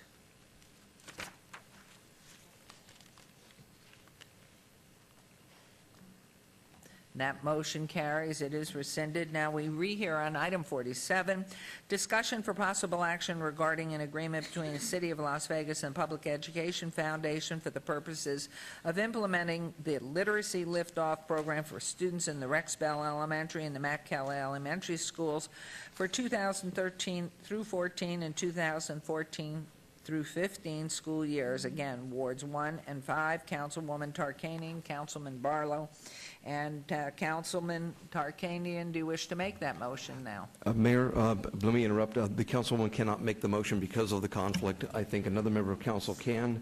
And after the motion is made, Councilwoman, I'll need you to restate the conflict and note your abstention. Oh, okay, so she will be abstaining. Mayor, Okay, I'll be happy Councilman to- Barlow. I'll be happy to cast a vote, but I'll go ahead and allow Councilwoman to disclose her conflict.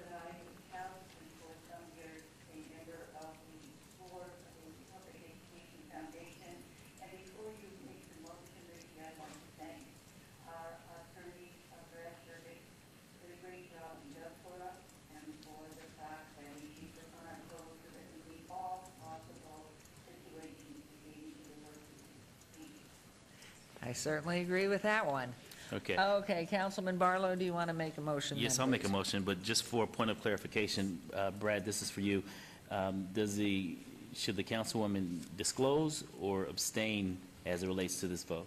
She has disclosed and she will abstain as well, both. So after you make the motion, 6 members will vote and the councilwoman will be registered as abstaining. Okay, but doesn't she need to make that on the record? She did. She did. Okay, I wasn't sure if she did that. Okay, well, good deal. So I'll move for approval, subject to all conditions. Thank you very much. There's a motion. Please vote. And please post. Your vote is what? Please post. Abstention. Oh, abstention. Thank you very much. That motion carries. Okay, be safe. Okay, we're going to go back on agenda item number 45 now, Resolution R48-2013, for possible action to approve a resolution supporting the implementation of Assembly Bill 413 in Clark County, including the adoption of an additional fuel tax and fuel tax indexing. This is in reference to all wards. And so I think it really is a vote for our concurrence to move forward with this. Here is our wonderful Mr. Jorge Cervantes. Good morning, Mayor and Council. Gosh, Jorge Cervantes, Department of Public Works. This item is as you mentioned, a support for a bill that was passed during this session, Assembly Bill 413. And what this bill does is it enables the Clark County Commission to pass an ordinance that would allow for motor vehicle fuel tax to be tied to inflation effective January 1st of 2014 and for a period of 3 years. This fuel tax hasn't been adjusted since 1995, so a lot of the purchasing power that we've had with this revenue source has really been diminished over the years. Currently, Clark County is the only county within the state that doesn't have this authority, and so this put us at par with all the other counties within the state. The indexing would be used for projects that would have significance both regionally and local to do some of our critical infrastructure for Southern Nevada. As was mentioned earlier from the gentleman with the Chamber of Commerce, it's estimated that the bonding capacity of this revenue would be about $700 million over 3 years. And this funding would be able to allow us to build over 180 projects throughout the valley, creating close to 10,000 jobs starting as early as spring of 2014. Many of those projects within the city limits themselves. The projects that are to be funded would include those that facilitate interstate commerce, keeping our region globally competitive, enhancing economic redevelopment, and improving pedestrian safety.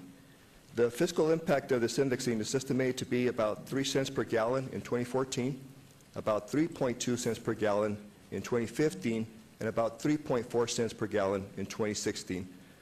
What this equates to a typical driver, and the typical driver being somebody that drives about 13,000 miles per year, would be about $16.35 per vehicle in 2014, $33.64 in 2015, and $51.95 in 2016. And so that's what the impact is that will allow us to really generate a lot of the infrastructure needs that we have in our transportation network. Tina Quigley, the general manager for the Transportation Commission, was with us earlier. Unfortunately, she had to leave to meet with one of the county commissioners, particularly on this item. But she asked me to express to you the importance from a regional perspective of some of these projects. As you know, we are a global economy now, and providing some of the improvements allow us to stay globally competitive, particularly providing connectivity between global markets such as the Phoenix market and Salt Lake City market. Part of this funding will go to build the Nevada's portion of Interstate 11 that allows us to have interstate commerce flow smoothly between our communities. But it also provides connectivity within our neighborhoods. Many of these projects are pedestrian and safety oriented that help our community as a whole have that connectivity. And so with that, Mayor and Council, staff is recommending approval of this item. And may we ask you some questions? Sure. Please. What is there in place already, a formula as to how the different municipalities may apply for the funds or the ability to bond something in place? Is there something in place already so that if we in the city have a project that affects roadways, how do you go about having your project considered as a priority? So there is, Mayor, there's a formula today that distributes the motor vehicle fuel tax that comes in. This bonding money here, what the RHC did is they worked with all the entities, including the state and the FAST portion of the RHC and even the transit portion, to identify those priority projects. We, as a group together, came up with a list of projects. The city submitted what were our priority projects and found a way to make sure that all our priorities were funded within this dollar amount. And so everything that we submitted as a priority for us was able to be covered within this amount. Wonderful. Thank you. Any other questions here? They all get it, except Councilman Coffey. He has a question. Oh, well, I'm trying to get it.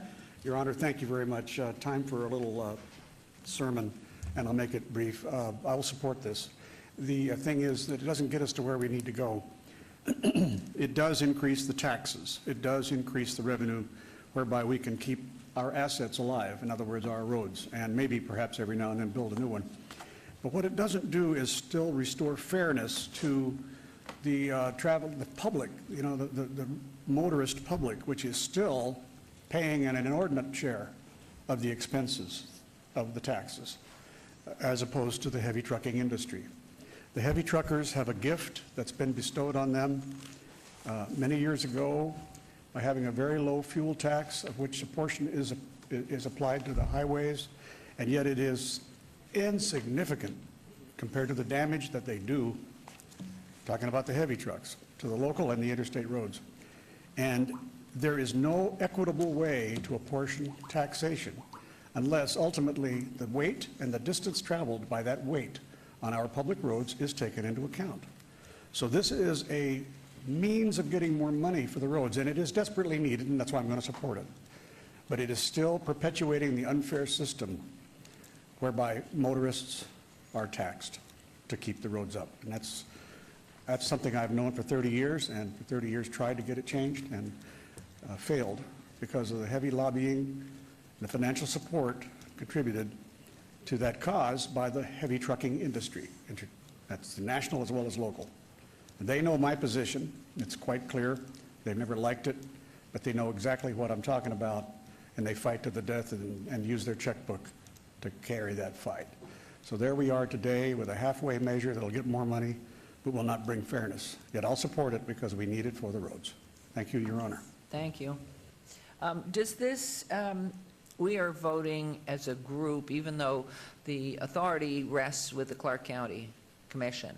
We're just voting our support. Is that correct or not correct? That's correct, Mayor. This is a resolution in support of Clark County Commission approving this. Okay, thank you. Anyone else? Yes, Councilman Beard. I'm sorry. Thank you, Your Honor. As long as we're waxing philosophic, I was going to argue a little bit with Councilman Coffin. There are many.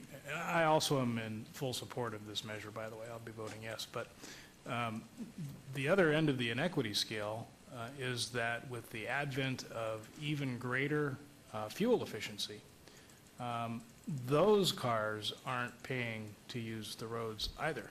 So, for example, there's a certain councilman of my acquaintance down at the other end of the DS who drives an electric vehicle.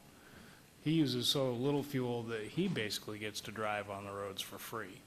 So there are a lot of difficulties about finding an equitable solution for transportation-oriented taxes. We've wrestled with this for many years in Carson City. And we will continue to wrestle with it, and the people who go to Carson City will wrestle with this for the next 10 or 20 years as well, because it's a very difficult problem. But I do believe that this moves us all in the right direction. This Interstate 11 project is quite important for this city and all of the valley. So I cede the rest of my time to Your Honor. Councilman Barlow. Thank you. If I Your might, Honor. Councilman, It's a be very rejoinder. brief so we can. It's just go a ahead. rejoinder. Thank you. As usual, in the myriad years we've served together, the distinguished senator and now councilman from Ward 2 has misunderstood what I said. But I think he does it on purpose, Your Honor, in order because he's a confrontational person. Okay, so get your He's boxing also getting gloves red and in go the out face, back. so, and it's really, really red up there. I just wanted to say that, don't forget this one thing. Yes, I pay almost no gas tax. I've purchased in 19, almost 20 months of service, 90 gallons of gasoline, and I have driven 16,000 miles. It's a pittance. It's less than a truck pays. So I can tell you that if you listened carefully, and I think everybody else understands, weight and distance traveled.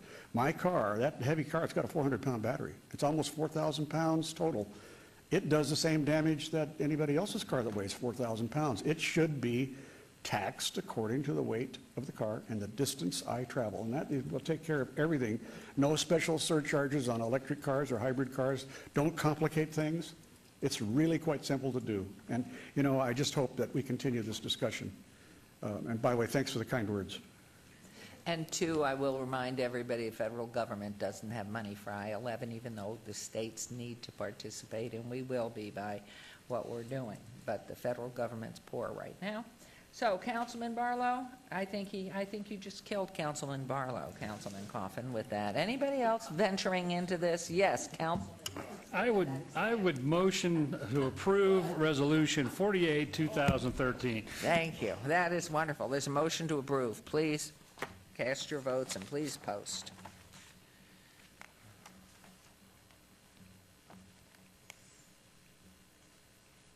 Motion carries. Thank you very much. And now we will move on to item 48 has been, what happened to that one? Was it obeyed? It is, oh, it's stricken, excuse me. So on to 49, public hearing for possible action to approve a new extended or modified collective bargaining agreement between the City of Las Vegas, a local government employer, and the International Association of Firefighters, Local 1285, IAFF, an employee organization with a $7.2 million fiscal impact over a 3-year period. And this is a public hearing which I declare open, and Mr. Tarwater, the floor is yours.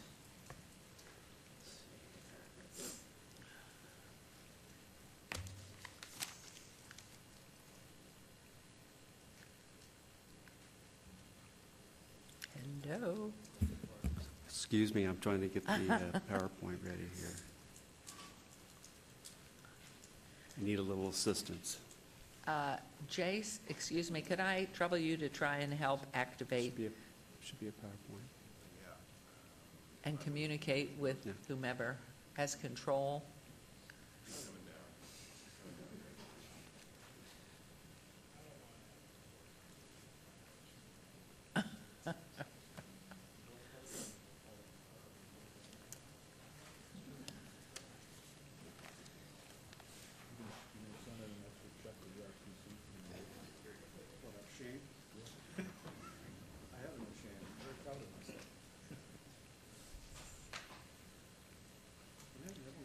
But you can't be 5'8" and get in the front seat of his car. It's a very low car.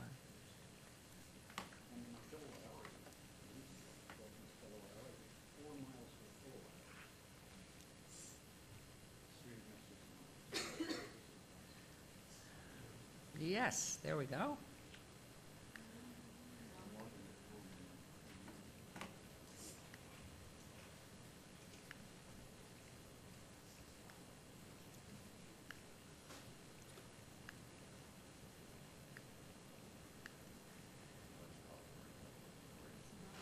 the wrong one?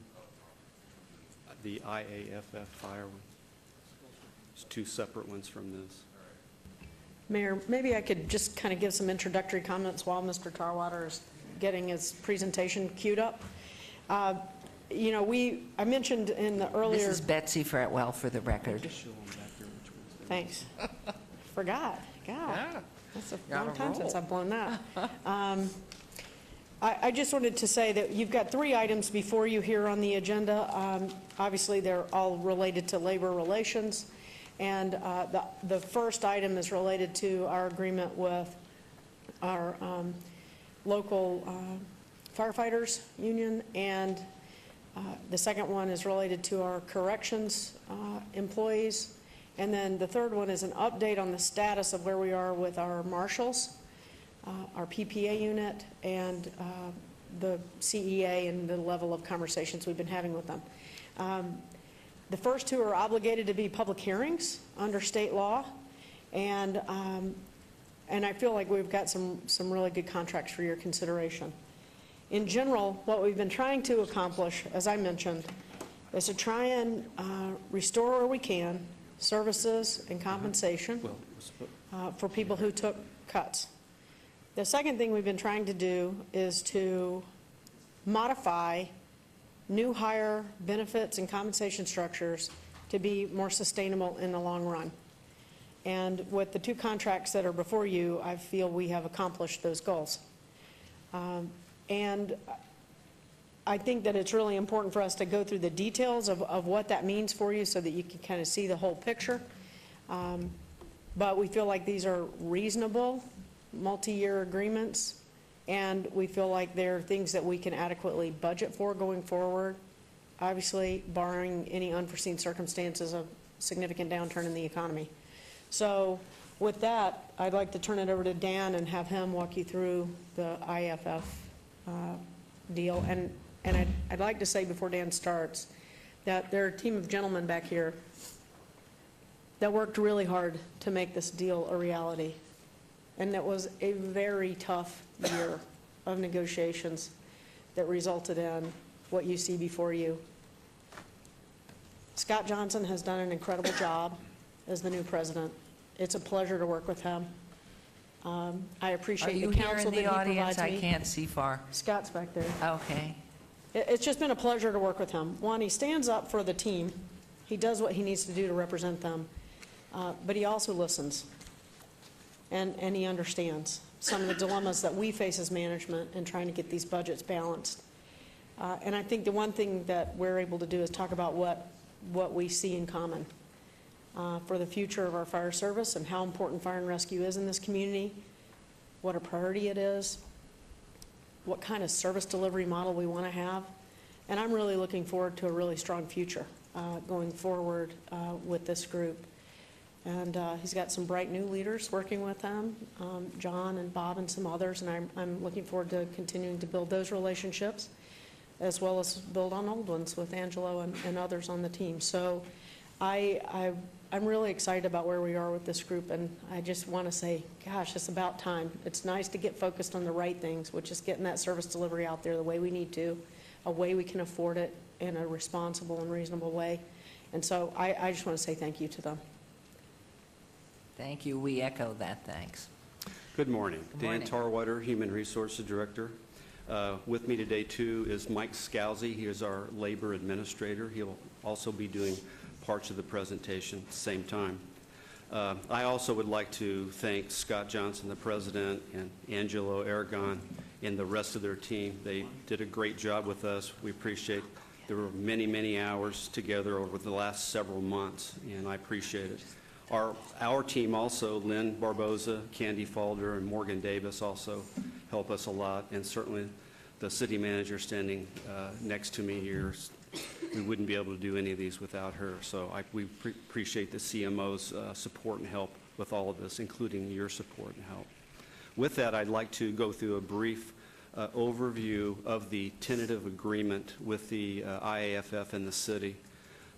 Under Nevada Revised Statutes 288-153, we're required to have these agreements approved at a public hearing such as the one today, and to report out the fiscal impact of these agreements. So what you have before you are all of the economic and benefit changes to the IFF contract. If approved, we would take this document and our articles and make those changes into a brand-new agreement with new signatures, and we would copy those and certainly send them out to all of our membership. That would be the process. So with that, I will go through and report on each one of these tentative agreements. Thank you. Under duration, the first year is actually last year, which was in arbitration. And with that year, we have under the cost of living increase section under wages, a 0 increase.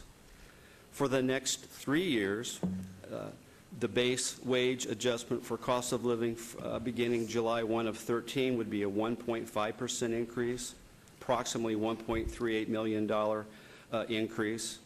For the third year, the base wage adjustment would be a 1.5% increase, and beginning on July 1st of 2014, that would be about a $1.4 million increase.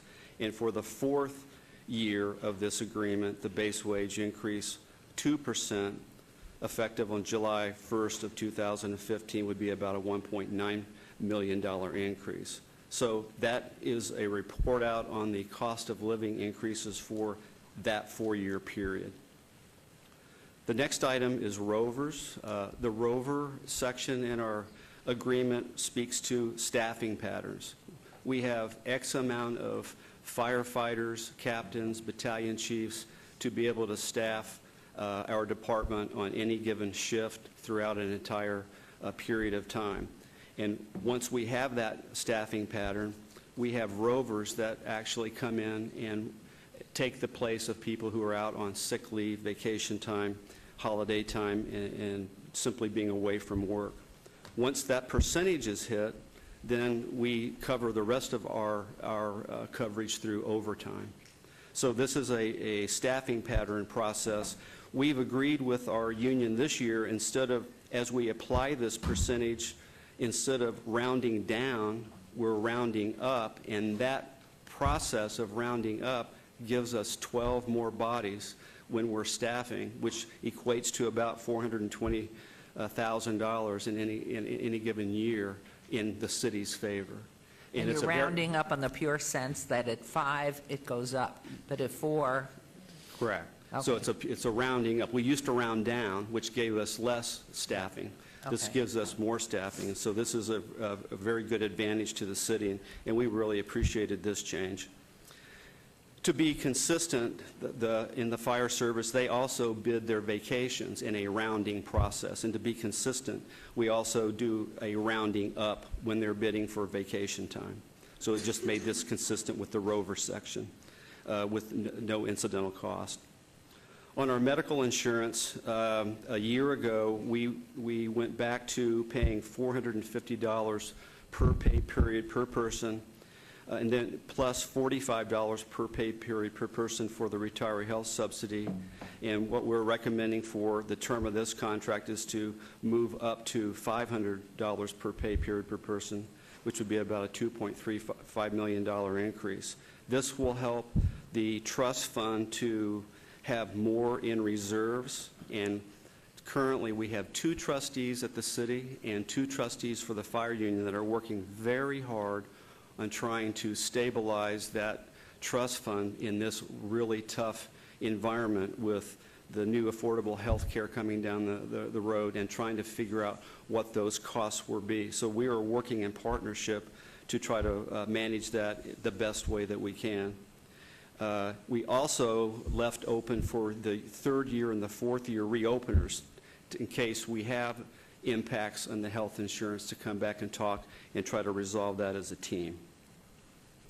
The next item is sick leave cap for new hires. Here again is a new hire, our new employee model that we've been talking about for the last few years. Right now, we have a cap on sick leave for 2,304 hours, and we're under this contract, all new employees, that cap would be reduced down to 1,920 hours. So that is a movement in the right direction, costs the city less moving forward, but still a very fair benefit. We also, in our current contract, have annual leave caps for new hires at the maximum rates. When they reach a maximum rate and they're paid out as they leave, we currently pay it out at 2.5 times factor. For new hires, that will be reduced down to a 2 factor. So in the future, for new hires as they leave, this would be a cost reduction moving forward in the future. Our annual leave sellback is for our battalion chiefs, our supervisory group. We've simply increased that from 6 shifts to 8 shifts. It's about a $13,000 increase. The annual leave gets sold back when people leave and during periods of time, so we've just increased this by 2 particular shifts. Under longevity, which is a huge benefit, we have eliminated longevity for new hires. This will be the last bargaining group that had this benefit for new hires. So there will be no longevity benefit going forward in the city for new hires in any particular category. While that was a great benefit of years past, it's time to replace that with something that's better and I believe more modern. For the annual sick leave bonus, right now this is an incentive for if you have 4 bonus shifts of pay, if you are gone less than 4 shifts, we'll pay you a bonus for that. So it's an incentive to be at work. We don't have to spend overtime in that area. So we think that is also a savings to us too, even though it comes to about a $204,000 cost if it's used throughout. The overtime pay, we had talked back and forth with all of our bargaining units about renouncing our current practice. We pay overtime even on non-productive hours. And with the fire union, under the FLSA guidelines, the regulations, it's been pretty tough to really figure out with how their shifts work, how this might be done. So we simply have repealed that. In our current agreement, which is still in dispute, what we wanted to do was take the $335,000 that we offered a few months ago to the fire union as a cash bonus of $549 apiece and take that and put into the trust fund. We still feel that the healthcare trust fund needed to be propped up, and this would be a good cash infusion for that area. And then lastly here, as we talked about the new hire benefit being what we considered a big give, something that will help the city out in future years, not having to pay a 10% premium on pay, what we wanted to do was take our current new hire rate for firefighters and increase it by 2.5% as new people come in. And then for just new hires, at a 3% step to the end of that. That would be in somewhat of an exchange for getting rid of that, eliminating the longevity pay. So in essence, this is about a little over $7 million estimated cost to this package over the 4-year period. It equals about a $1.8 million average annual impact, and it's also about another 1.8% of the budget, the salary and benefit, is what that percentage would pretty much come out to be. In this entire process, we've also worked with the fire union to talk about how can we eliminate or reduce our overtime, and one way would be to, for once and for all, staff up, get a staffing pattern that would allow us not to have our folks working so much overtime. And to do that, we have a current academy where we plan on trying to hire in 44 new firefighters to try to do that, and then put a plan together through attrition to keep that up. And that is something that will help both the fire union and the city, both cost and in delivering that service. Wonderful. If you have any questions, I'm happy to answer them. I see we have a glitch on our computers. But we're not voting at this moment, so it's okay. I'm sure Bev will keep It's still working. recording, it just doesn't show your vote screen. Okay, thank you. Questions, please. Councilman Barlow. Thank you. Thank you, Mr. Tarwater, for the presentation. You touched on, your last point was my very first point in relation to the staffing levels for our department, which is very important for me and for the servicemen and women in the department as far as working very long hours and giving them an opportunity to take a break versus working around the clock and picking up others' shifts and then having to take their own shift the following day.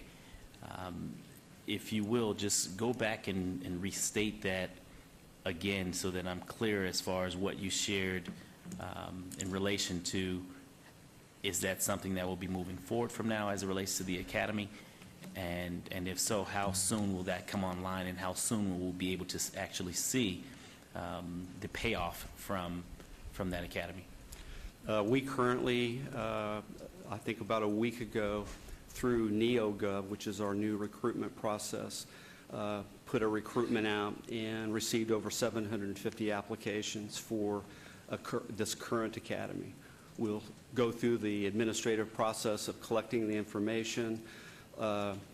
Once we approve the particular people that have met the minimum qualifications, go through a sorting process and try to come up with those 44. Then the background checks, that entire process will take a few weeks. And then at that point, we will have them enter into an academy. Our academies have been a little over 20 weeks, a little bit over 20 weeks before they get out and actually hit the floor. So that it is a lengthy process. That's why we decided that we would go for 44 recruits this time and actually hire over what we probably really need to make sure those recruits come in, hit the floor. And it's just doesn't affect just firefighters. It affects people in the promotional ranks all the way up too. So our goal would be to have a large group to be able to infuse into the staffing patterns and try to come up with what we consider an even staffing pattern where we're not behind. And then a plan thereafter to address our attrition, people who are retiring, numbers of those. Because this is not a traditional department where if my secretary leaves today, I simply, within the next 2 weeks, have people apply, interview them, and they come to work probably at the third week. Typically, the Firefighter Academy has to go through a rigorous training process, and it's weeks old. So my staff has been working with the fire management staff to shorten the amount of time that we get people into the door, try to get the academy through and get people into the seats, so to speak, as quickly as possible. So we are trying everything we can to push this process up and make it much more efficient.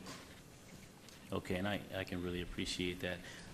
My follow-up question is, the current academy that we canceled, will those applicants that were part of that academy of graduates, will they have an opportunity to reapply to the new academy? We've allowed everybody to apply for the new academy. Okay, great. So they'll have to basically go back through the entire process again, correct? Correct. Okay, thank you for that clarification. Thank you. Any other council persons? Questions, comments? Yes, Councilman Coffin. We're close to agreement here. I think this is really good. I think it's a good idea. Today, the valley is filled with smoke, and I think it's a good reminder what kind of a job we're talking about here. It's not just dollars and cents. It's expensive. I mean, let's face it, we pay our firefighters well, and yet a great part of that expense is for their disability pay, for their PERS and things, and the heart and lung coverage. And I think that, for just one moment, if we could just remember that while we may think that we know what the firefighters, the 1,000 firefighters up on the hill are facing, just a forest fire, we think that's pure. The pine trees are full of esters and compounds that, when mixed with oxygen, they become hazardous. And so people are starting to eat some of that smoke in the valley, and they get an idea what it's like. Well, you can imagine being in a job where that happens frequently. Only the trouble is, you don't know what's burning. Here we know what's burning.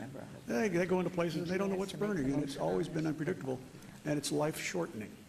And I don't know what you pay for somebody to voluntarily shorten their life, but that, in fact, is what happens in this occupation. So let's keep it in mind that I know there's a lot of television firefighters that sit back and wonder, how do they get paid so much? And boy, they sit around and just smoke or do something.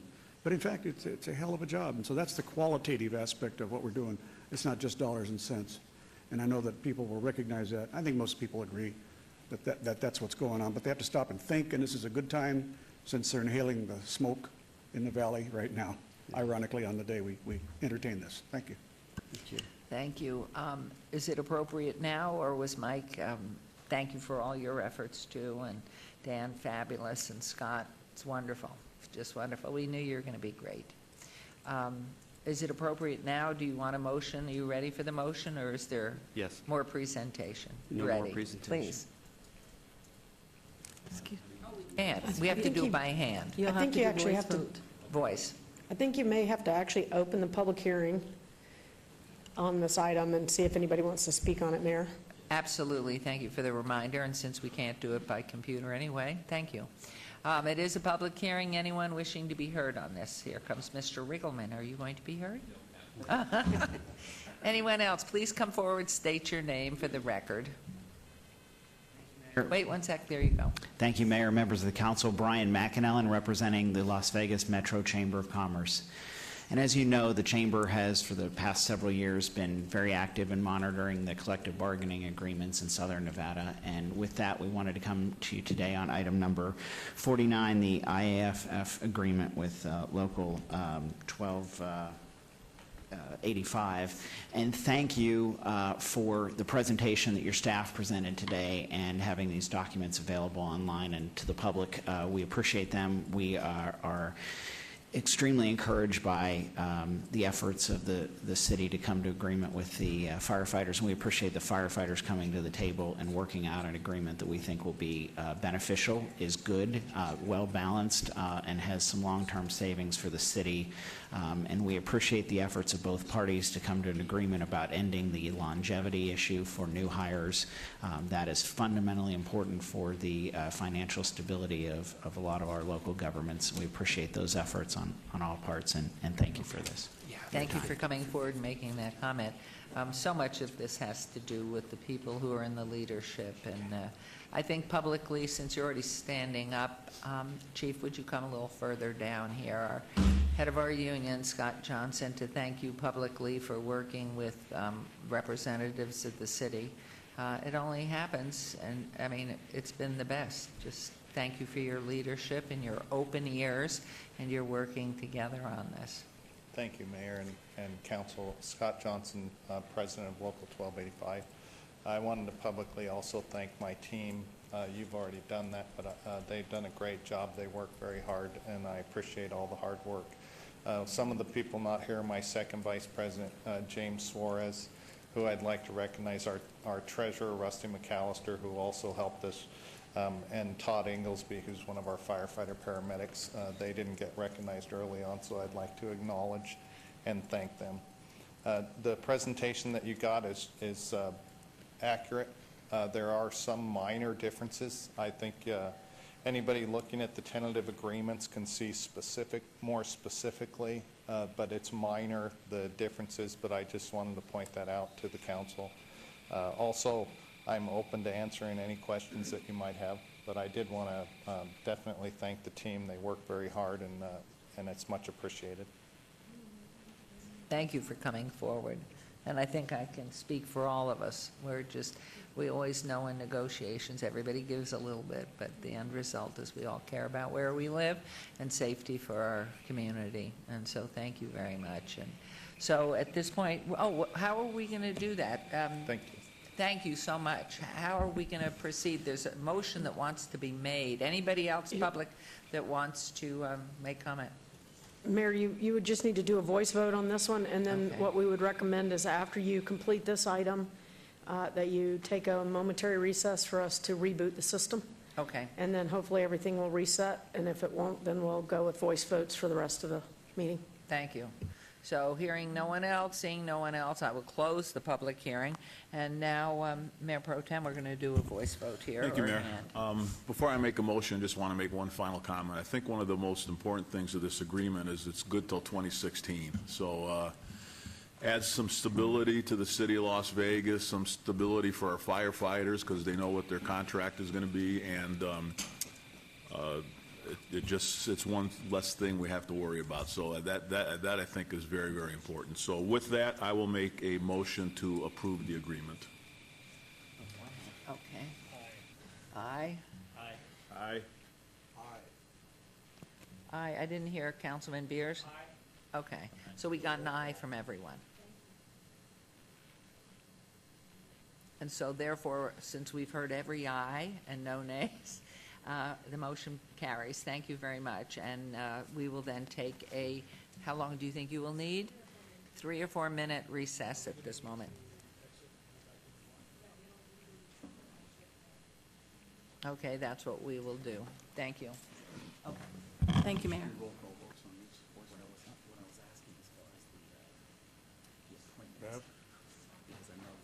There was one, we have 3 on the library.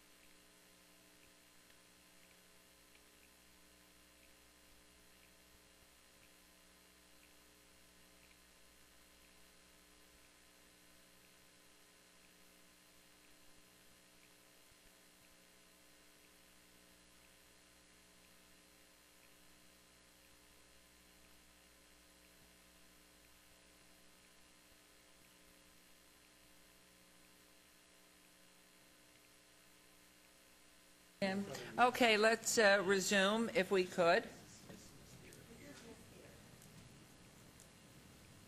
How are you? Okay. Okay, we are now, I believe, we are now moving on to agenda item 50, which is also public hearing for possible action to approve a new 2-year contract agreement between Las Vegas Peace Officers Association, LVPOA, and the City of Las Vegas, which will include a supplemental tripartite trust agreement with the Teamster Security Fund to provide health care coverage to this bargaining unit. And so this is a public hearing which I declare open, and Mr. Tarwater. Dan Tarwater, Human Resources Director. I will turn this over to Mike Scalzi, our Labor Administrator. Thank you, Dan. Mayor, council members, Michael Scalzi, Human Resources, Labor Relations. I'd like to take just a couple of minutes to review the tentative agreement with the POA. We have the entire POA bargaining committee here. They're in row 5. I'd like them to just stand up for 1 minute to recognize them. Please, if you would stand. Thank you very much. Thank you, folks. I'd also like to ask Mark Bunnell to come forward and stand by the podium. He's the president of the POA and leads that group during these bargaining sessions. So thank you, Mark. Thank you.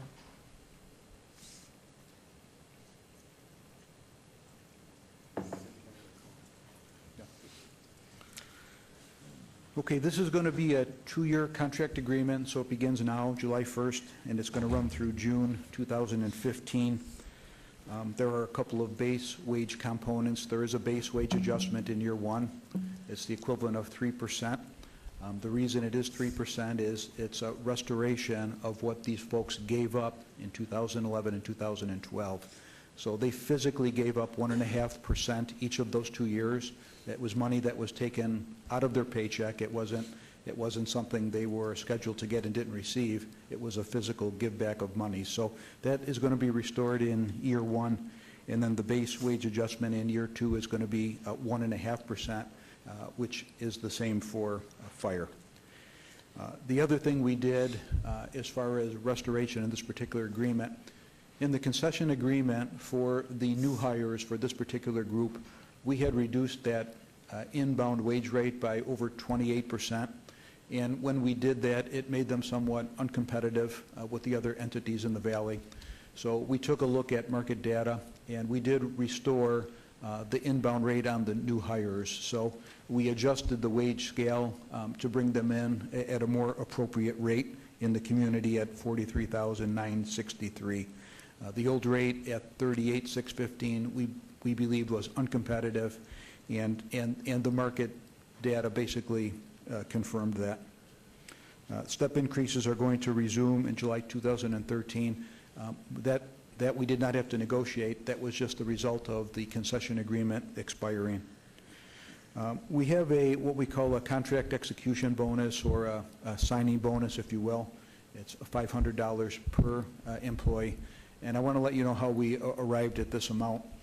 During the negotiations process, these folks contended that in the year before the concessions, that they were scheduled for a 3.5% wage increase, and they were only delivered a 2.5% wage increase. That is true. That was not a takeaway. It was monies that they never received and gave back. It was just they received less than they should have. They felt strongly about this issue, so during the discussions, they had suggested a signing bonus of $500. The signing bonus represents 0.5%, so that's the amount of money. But in paying it out in a lump sum amount versus an annuity, it is a one-time payment, and after we make that payment, it's not rolled into the base. So we were in agreement that that's how we were going to deliver that particular piece.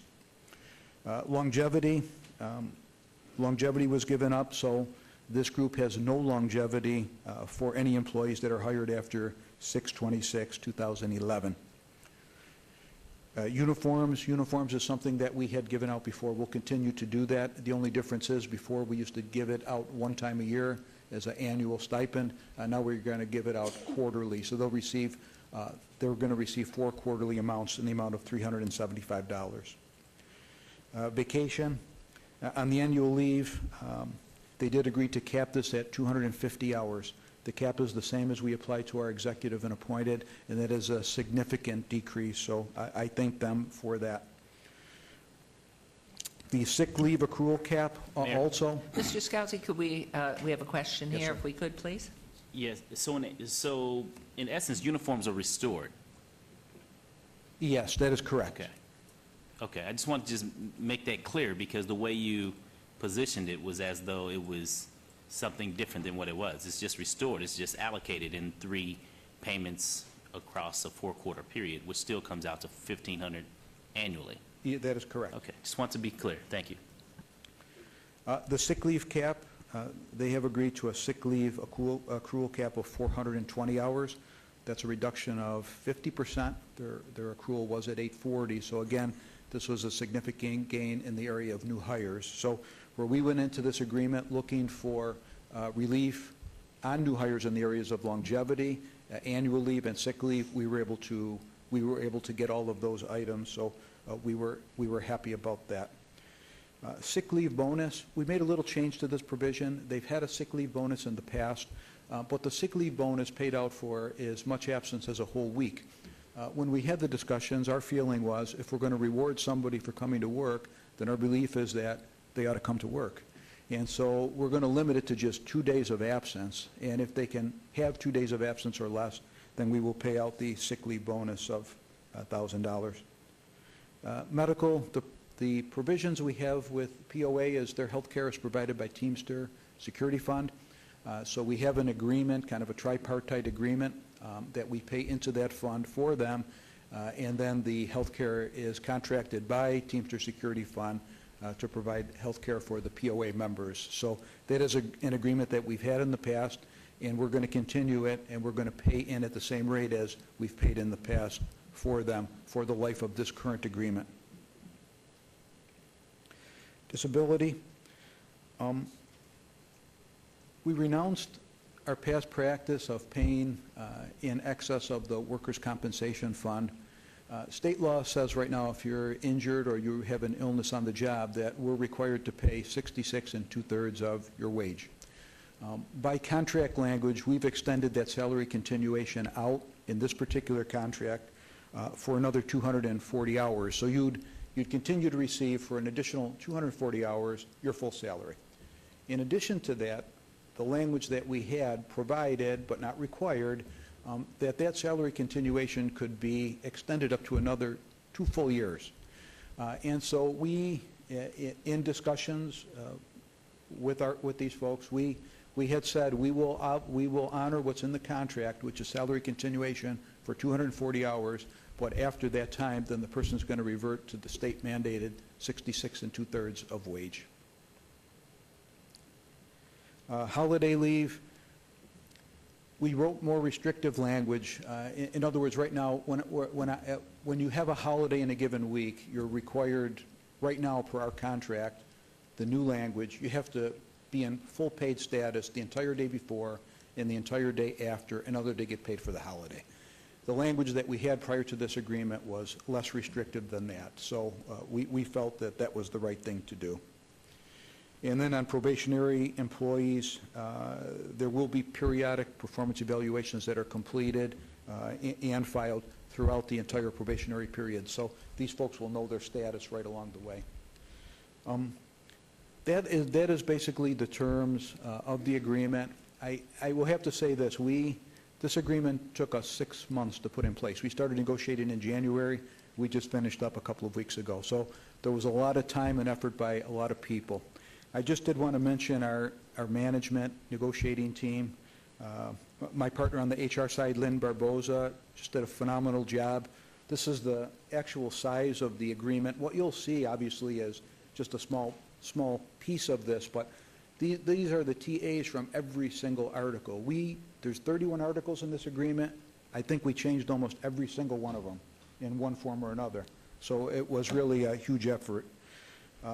Our financial support by Candy, our legal support by Morgan Davis, we appreciate that. And then of course, Chief Freeman and her operations team, we couldn't rewrite the language without her help. They gave us all the operational support. So I had Chief Freeman, her two captains, Captain Brown and Captain Smith, and then our lieutenants on that side of the house, Lieutenant Quintana, Lieutenant Russell, Lieutenant Landrove, and Lieutenant Thompson. I just wanted to really thank them for all the operational support they gave us during the negotiations.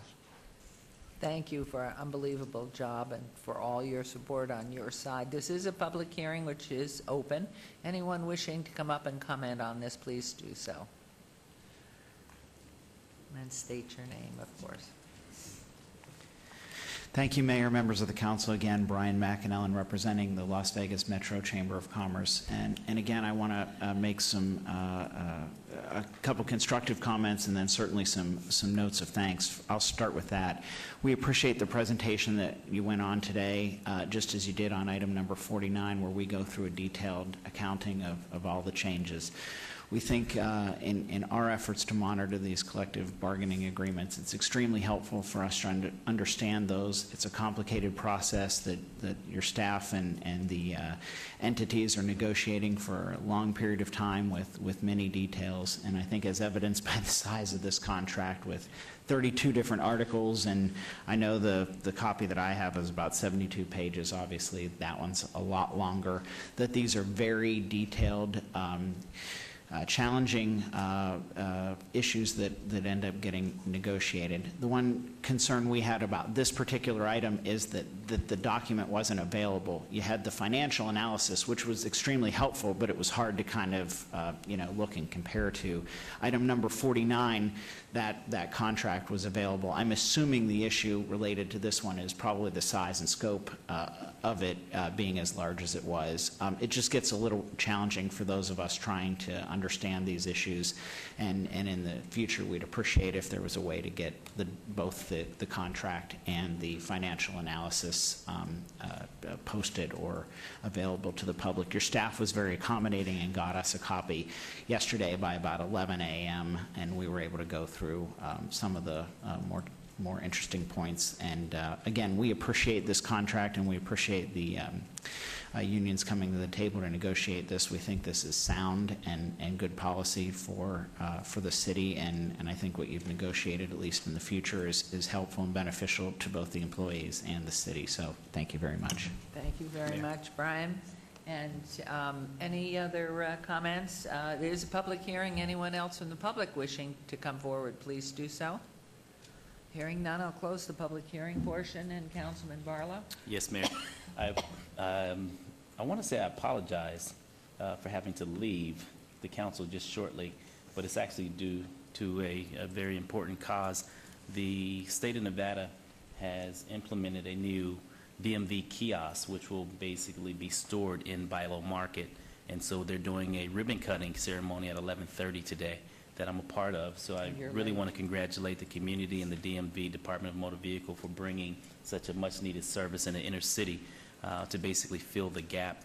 Now that the kiosk is in place, the inner city residents would no longer have to travel so far outside, 5 to 8 miles outside of the community to receive those registration services. So I will have to step away momentarily, but I will return to the council. But I want to share with you, Bev, that I do support this item. So I will be voting in the affirmative. And also, if you don't mind, I would also like to vote in the affirmative of item number 52 as far as our new fire chief, Mr. William McDonald, which I see he's in the audience. I just want to say that we're looking forward to you doing great things and looking forward to working with you moving forward. Should you accept the offer, but being that you're here, I'm assuming that you are. And with that, I would like to make the motion to... You want me to make a motion? Why don't you go right ahead? Okay, then if no one else has anything else to bring forward, I would like to move forward for approval of this item, unless Councilman Coffin. Okay, well, allow my colleague to make the motion. Okay. I will basically be voting in yay, and also to include item number 52. Thank you, Councilman. I'll make it on the record. Thank you. Thank you. Councilman Coffin? Your Honor, I'm sorry, this is awkward because my colleague wants to vote on this, and so he should be recorded as voting yes. And I am going to support the nominee, too. But I was going to ask... This is actually about this contract. We're not on the fire chief ratification. Okay, all right. That's later. Oh, okay. No, this is I think Councilman item Barlow 50 was making a agenda. motion on the contract with the corrections POA. POA. Yes. And my motion would be for approval, subject to Thank you. all conditions on item number 50. 50. That would be my motion. Okay, now, Councilman Coffin, did you have comments on item 50? No. Thank you. Then there's a motion. Please vote Great. and please post. Great, thank you. And thank you again, all of you, and all the support team, everybody that helped make it happen. We're just really grateful, and it will post in one moment. And that motion carries. Thank you. We're just really pleased. And thank you, Dan and Mike. Really terrific. And don't leave that Bible behind. That's right in front of you. Thank you. Congratulations. And we have, all right, we'll now go on to item number 51. It's an abeyance item, report regarding an update on the status of negotiations and concessions between the City of Las Vegas and all current labor organizations. And Mr. Tarwater. Dan Tarwater, Human Resources Director. Thank you. We're going to give a status report on the two remaining labor organizations, which will be our PPA, our marshals, and then that will be Mr. Scalzi, and I will finish up with giving you a status report on the LVCEA restoration plan that we had offered them. Thank you. Michael Scalzi, Human Resources, Labor Relations. I will give a brief update on the status of our negotiations with the PPA. These are our marshals. We did have an agreement, a tentative agreement in place. That agreement was very similar to the agreement that we have with the corrections officers represented by the POA. Unfortunately, when this agreement was taken for ratification, it was not voted positively by the membership, so they rejected the contract. Since that time, we've had further discussions with them, not specifically changing any of the items, but maybe reinterpreting some of them. And Mr. Harper has promised that he's going to take this back for a revote. I believe the revote has started already. We will know the results of that revote in approximately 2 weeks. That's how long they have to vote, because they vote electronically. So we'll have to wait to see what happens. But basically, theirs was also a 2-year agreement. It would start now, July, and it would expire in June of 2015. They also had a couple of base wage adjustments. Like POA, there was a base wage adjustment restoration in year 1. The marshals had actually given back a little bit more than the corrections officers. They had given back 2% and 2% in each of the 2 years, so it was the equivalent of a 4% reduction. And we were going to restore that to them in year 1 with the base wage adjustment. The increase in year 2 would be identical, 1.5%. Their step increases also, because of the expiration of the concession agreement, will start again in July. We made the same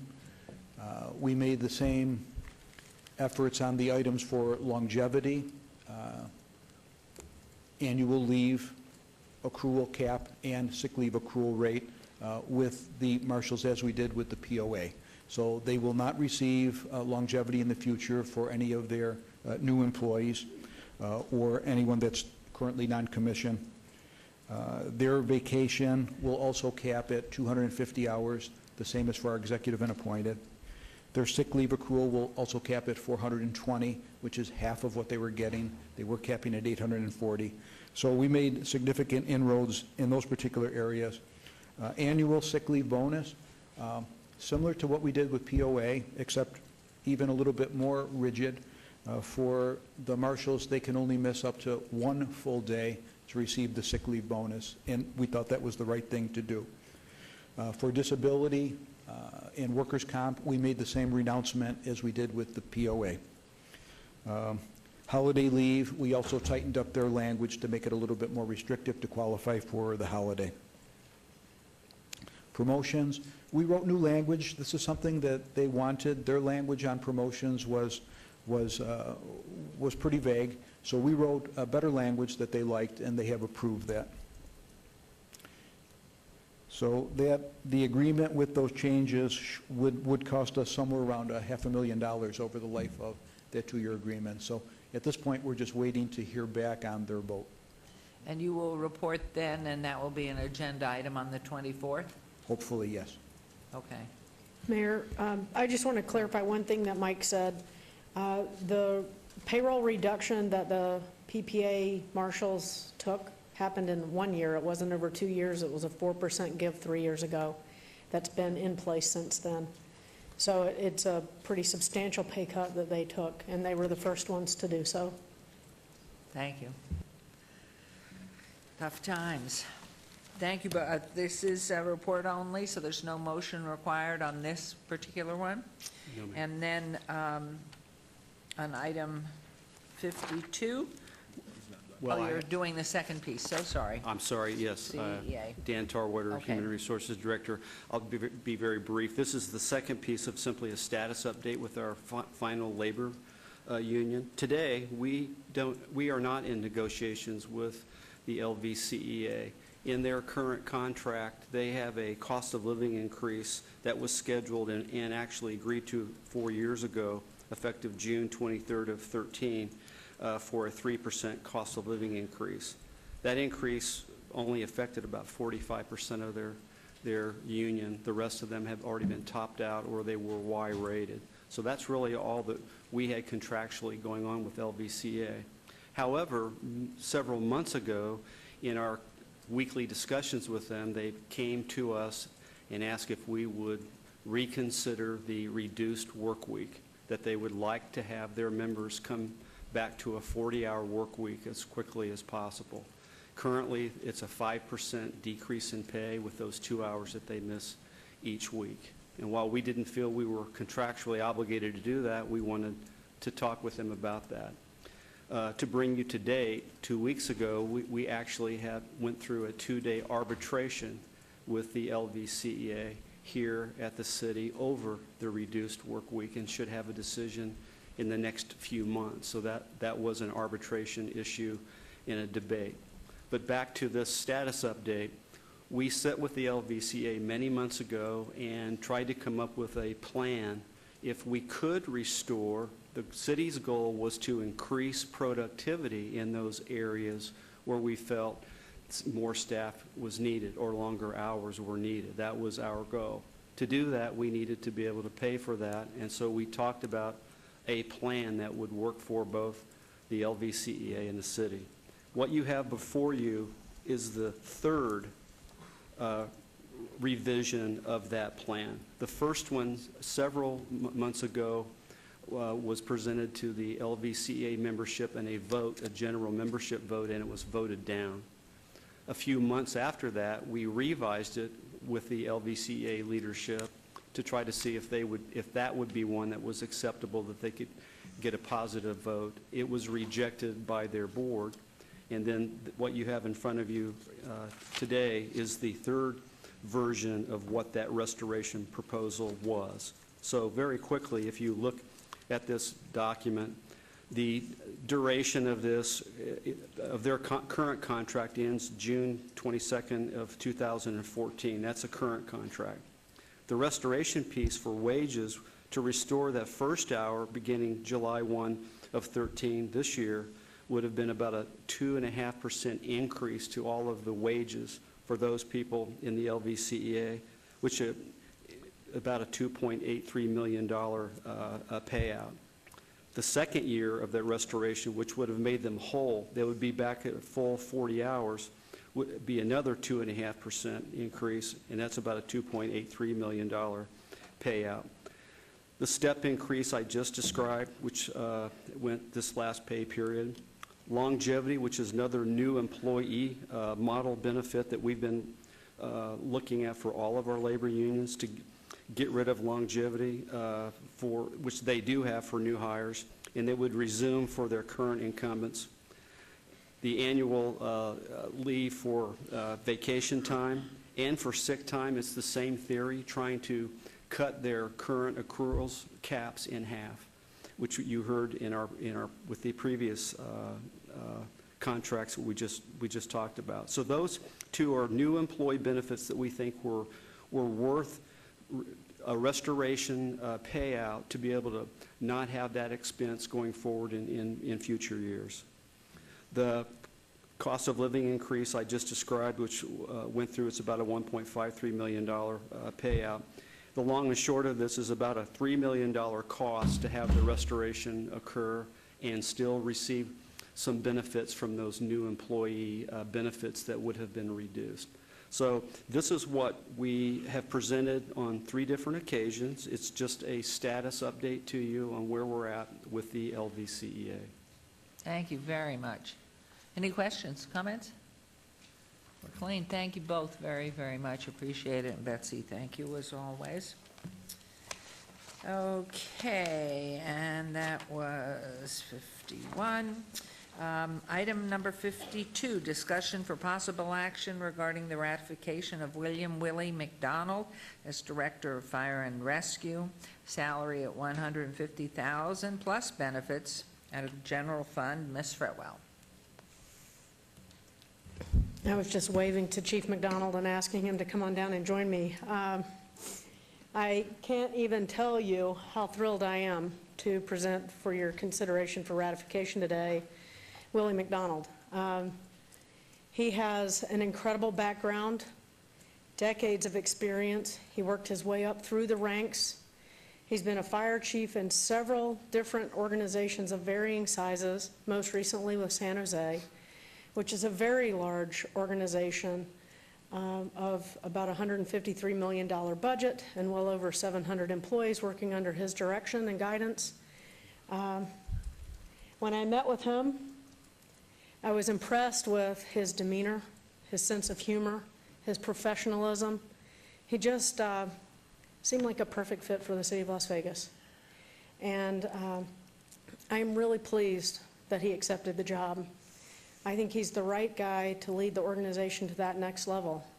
He's the one that I will be relying on to help me get one of my major goals done and really refocusing our efforts in the Fire and Rescue Department to be ready for the challenges of the changing healthcare dynamics in this country, to deploy our resources to the greatest effect here, to manage through some of those regional issues that we described earlier for automatic and mutual aid.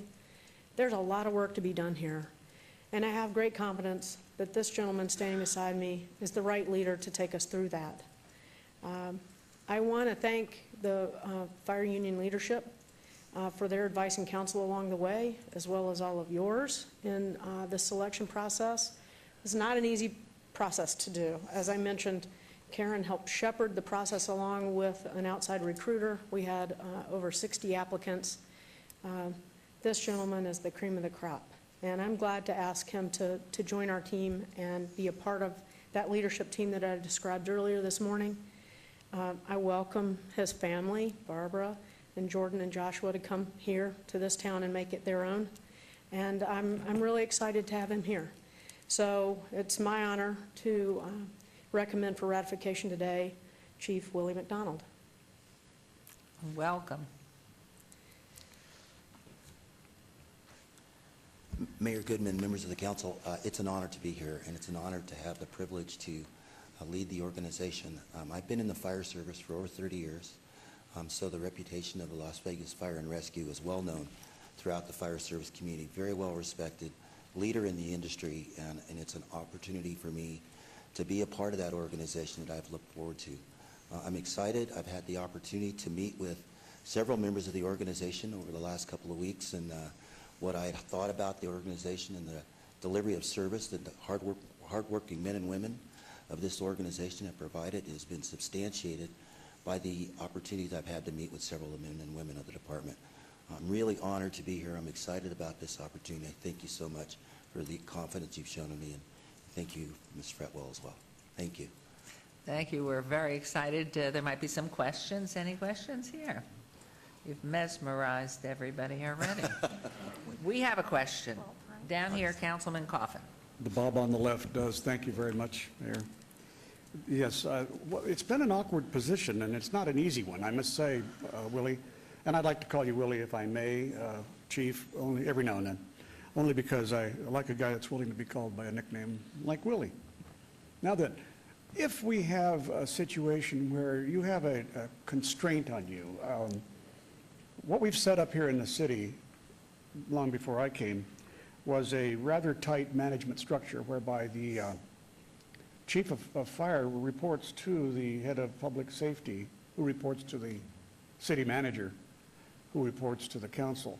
It's sometimes a little awkward, and I think it's constrained a couple of chiefs in the past, and it frustrated the membership of the union. They voted a no confidence. They've done that more than once, I think, but they did it to the last guy, and it really wasn't his fault because you had that problem of the chain of command. And so I just want to make sure, as long as we both have two good bosses up here, that we understand that some way or another there has to be enough flexibility in the chain of command, that understanding that there is a chain, and that for critical matters this chief must come through the proper chain of command, but that he also have access to the council members.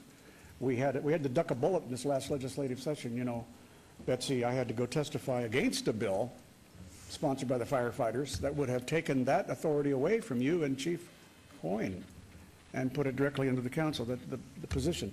We didn't want that. I don't think that's good business. It makes sense to have the chain of command. Otherwise, the manager can't do a good job running this city. So I opposed it. On the other hand, there's another side to it, and that is that there needs to be human contact. There needs to be the ability for the chief to talk to the council when he sees fit. And I don't think it's considered disloyal. I think, well, it would be disloyal if, in fact, it was directly opposite something you wanted. I think that's very important to understand. I would not want to hear disloyalty. I would not want to be subjected to that. But on the other hand, I think there needs to be the ability to come to us when he feels it's important, and probably hammer home your message too. But we need a human relationship here that gets a little closer, and you can do it, I know, Betsy, but if you feel uncomfortable about what I've just said, then I want you to say so. I'm not like other city managers.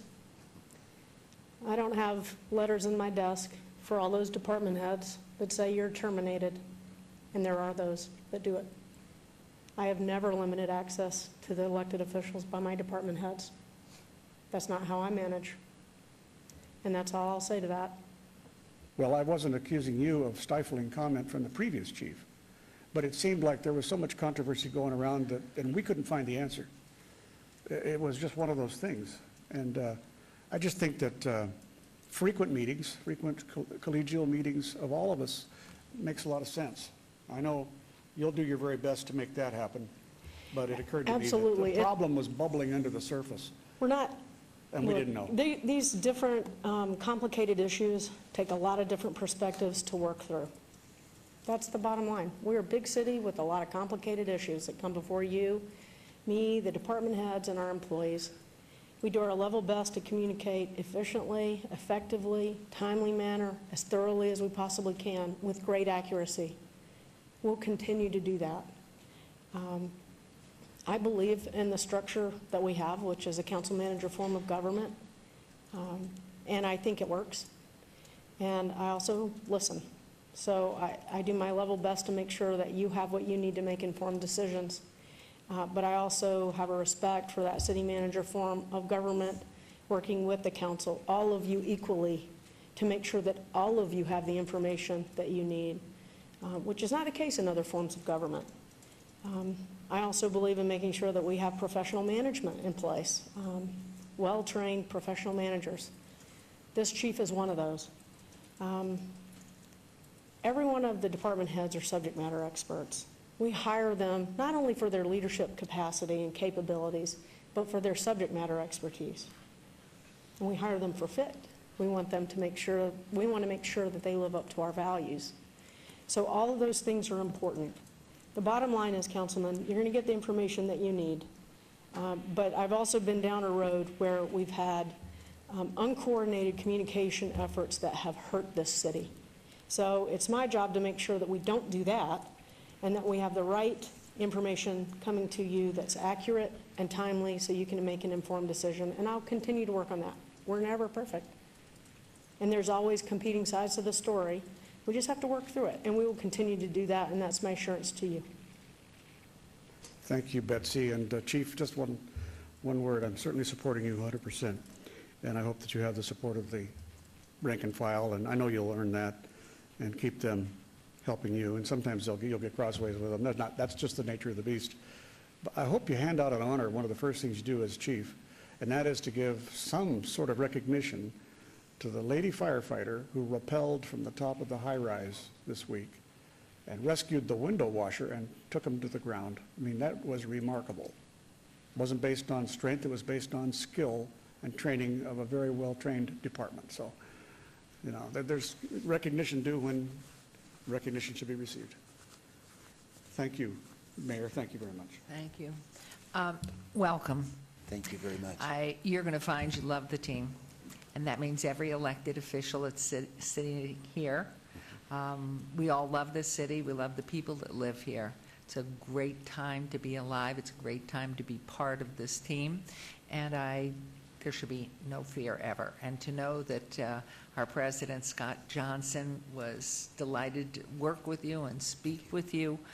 We are a very open group. I think Betsy Fretwell will tell you the doors swing both ways. And so it's open communication. All of us are here to make sure that we have few issues, and if we have them, to resolve them productively and positively.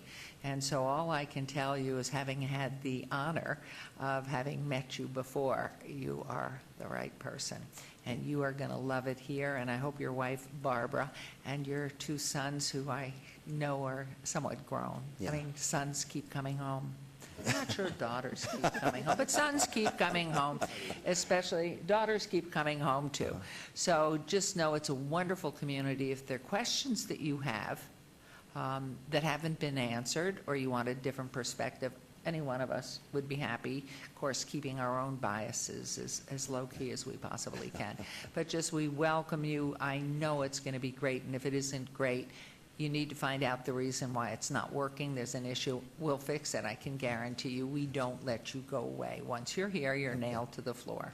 So we're delighted. We welcome you, and we know you're going to be a huge addition. And having spoken briefly with Scott Johnson, I know he was really pleased to hear how you talked and what you said. And it was, and am I not correct in that?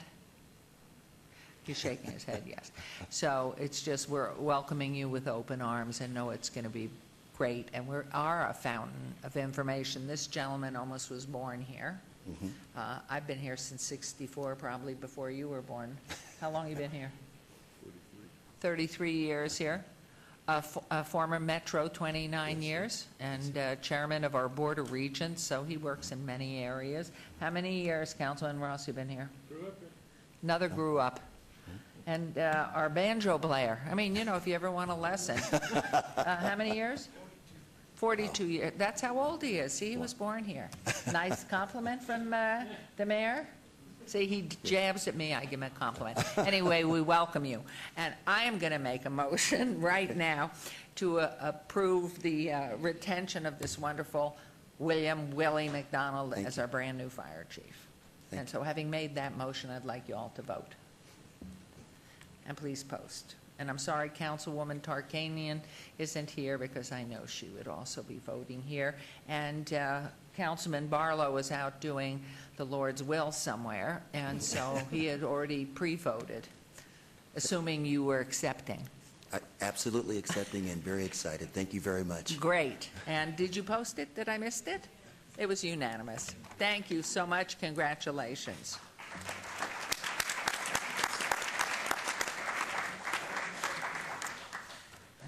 Okay, we will now, item 53 was obeyed for a month? Was it a month? August, pardon? August 21st. Now, I'm going to trail item 54 and 55. Councilman Barlow, if he doesn't get in a traffic jam, would like to be present for those, so we'll trail those for now, and we will go into recommending.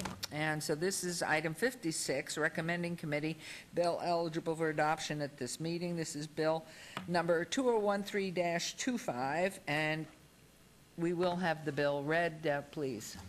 Thank you, Your Honor. Bill number 2013-25, an ordinance to amend the downtown Centennial Plan to authorize tavern limited establishments within the Arts District and Parkway Center District and provide all related matters.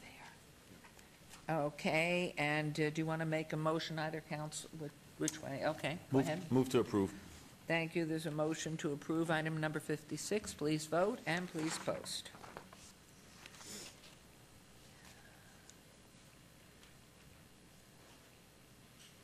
That motion carries. Thank you very much. We'll move on to item 57, bill number 2013-26. Councilman Anthony, do you wish to have the bill read? Yes.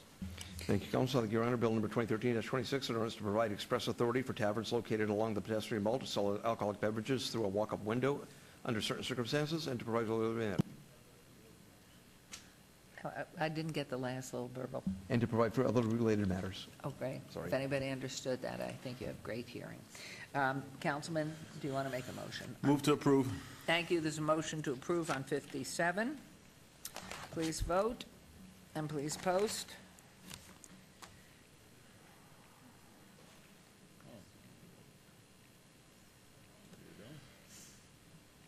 And that motion carries as well. So we will now move on to new bills.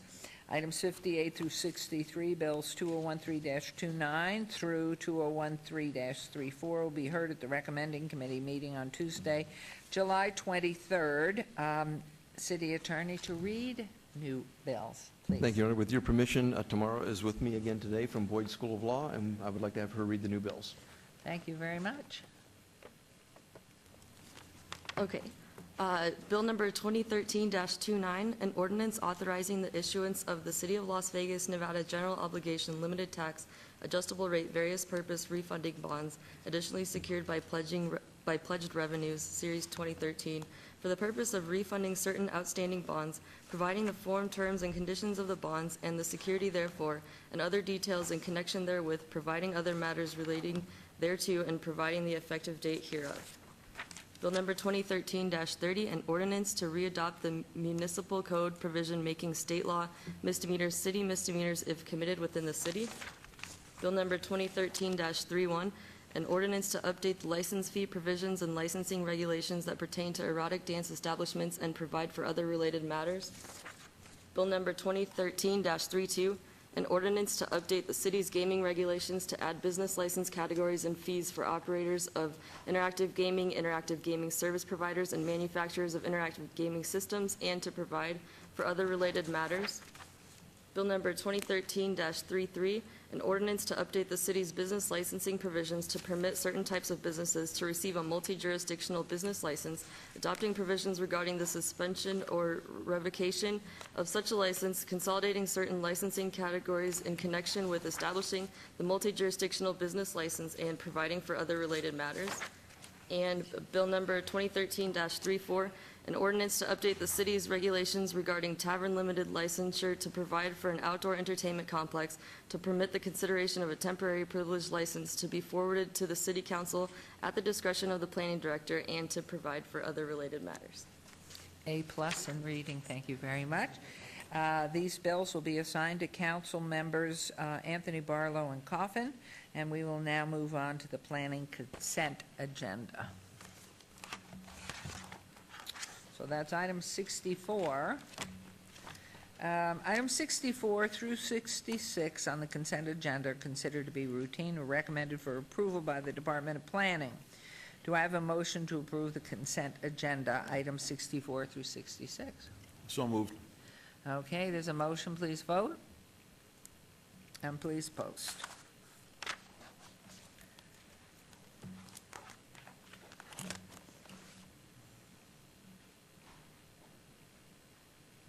Two, three, four. We're getting skinny here. Motion carries. Thank you very much. We are now moving on to agenda item 67, GPA 48408, abeyance item, which is a public hearing. Applicant owner West East, who just Conde West just had a baby named North. And every time I see east-west, I think of that, sorry. East-West Asset Management LLC for possible action on a request for a general plan amendment from M Medium Density Residential to GC General Commercial on 1.4 acres at 3925 Coran Lane at 1881 Cypress Trail. This is in Councilman Barlow's Ward 5. The Planning Commission and staff recommend approval. And this is a public hearing, so please state your name. Are you the applicant? Yes, my name is James Guan, and address 3924 Coran Lane. Okay. And I'm the applicant. A representative of the applicant. You're a representative for the applicant. Yes. Do you want to make any comments on this? No, we've already spoke with Councilman Barlow. Okay. We clearly understand what his requirements are. I'm assuming that he already put it in some sort of writing to his associates, so we are ready to move Okay. forward with it. Thank you. It is a public hearing. Anyone wishing to make comment on this item, please come forward and state your name. Hearing seen none, I will close the public hearing. And who would like to make a motion on this? Councilman Coffin. Thank you. Did you catch that in the tape? I didn't have my phone on. I move for approval. There's a motion Subject by to the council. conditions also that were perhaps placed on it at Planning Commission level. Any particular issues, Mr. Fagg, that we should be aware of? No, there are no issues with this item. Thank you very much. Therefore, there's a motion. Please vote and please post.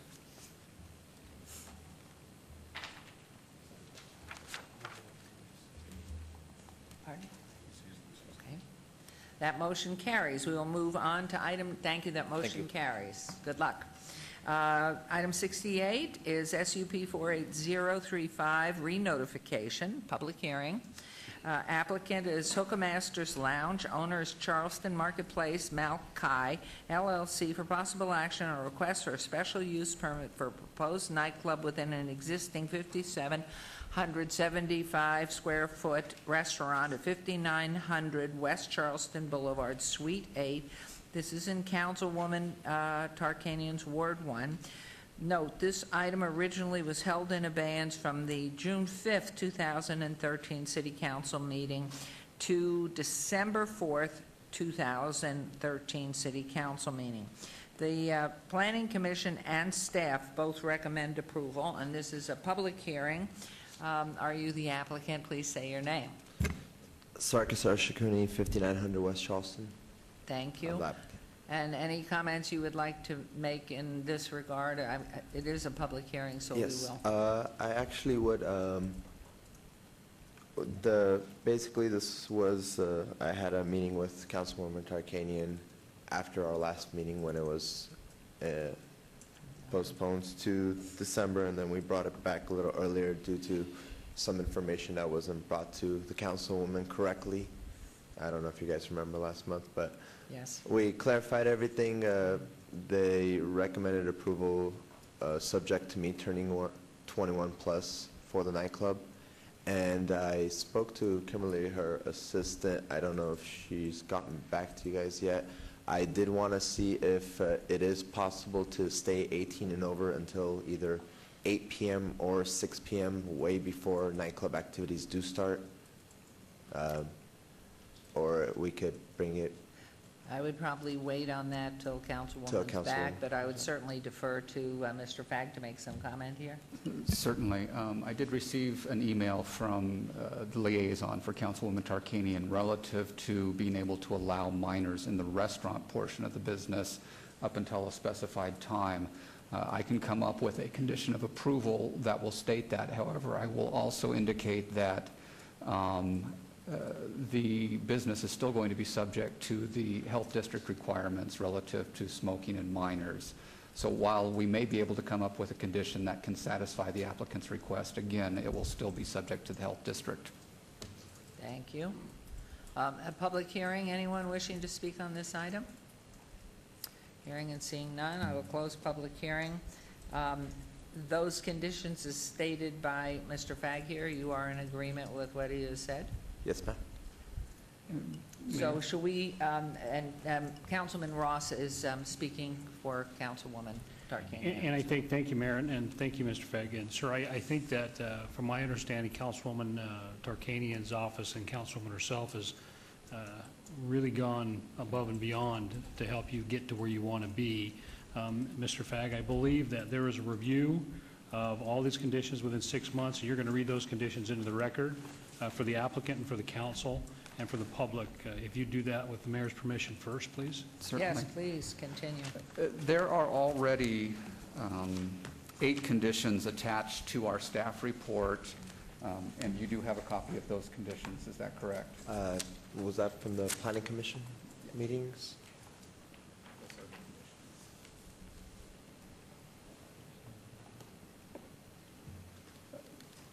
Madam Mayor and members of council, I would make one correction to condition number 1 on the conditions listed in your staff report. It states that a 1-year required review at City Council as a public hearing will be required. In my discussions with the councilwoman, she would prefer to have that in 6 months. And so I would amend condition number 1 to state that a 6-month required review at a City Council as a public hearing will be required. In addition, Councilwoman Tarkanian also requested several additional conditions, and I would read those as additional conditions as follows. The first added condition would be conformance to the approved conditions of special use permit SUP 48036 for the supper club use. The second added condition would be that the nightclub use shall be operated as accessory to the approved supper club use. The restaurant operation shall be the principal portion of the business. Should the supper club use cease to operate, the nightclub use shall also cease operations, and this special use permit shall be expunged. The third added conditions will be the hours of operation for the use shall be restricted from 11 a.m. to 2 a.m. on weekdays and 11 a.m. to 4 a.m. on weekends. This is consistent with the hours of operation that you currently have posted on your website.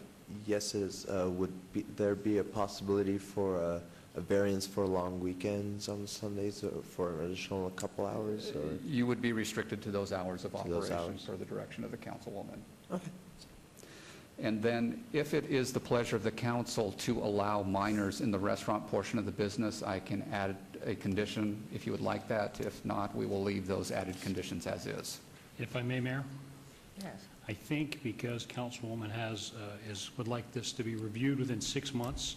I didn't catch your last name. Arshakuni. Arshkareen? Arshakuni.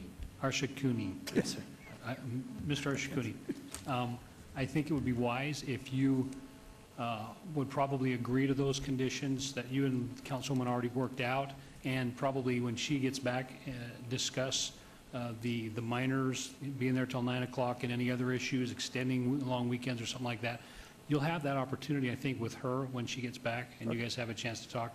But right now, I think probably accept what she's offering you in regards to approval of what you want to accomplish, and then in 6 months, work it out with her, and maybe she'll go the other distance for you. How does that sound? Well, they've always told me to ask if you don't know, so. No, you're doing the right thing. So, do you agree to all the conditions that Councilwoman has Yes, I do. put in her application? Yes. Then I'm prepared to make a motion, Mayor. And the motion will be as approved already, not added to, unless Mr. Fagg can get that approval from her. As approved now with Right. existing conditions, plus Right. the amended condition of 6 months review before City Council, not 1 year review, and then that gives him enough time to discuss the other issues with the councilwoman too. Right. And I think that'll give you the time too to prove to her that you're running a great business there and you're being very responsible about the minors and smoking in the adult section. Does that make sense? Yes, sir. That's my motion, Mayor. Thank you. There's a motion, and please vote. And please post.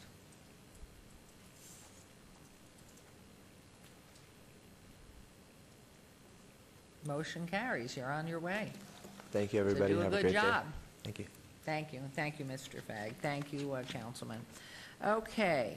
Excuse me one second.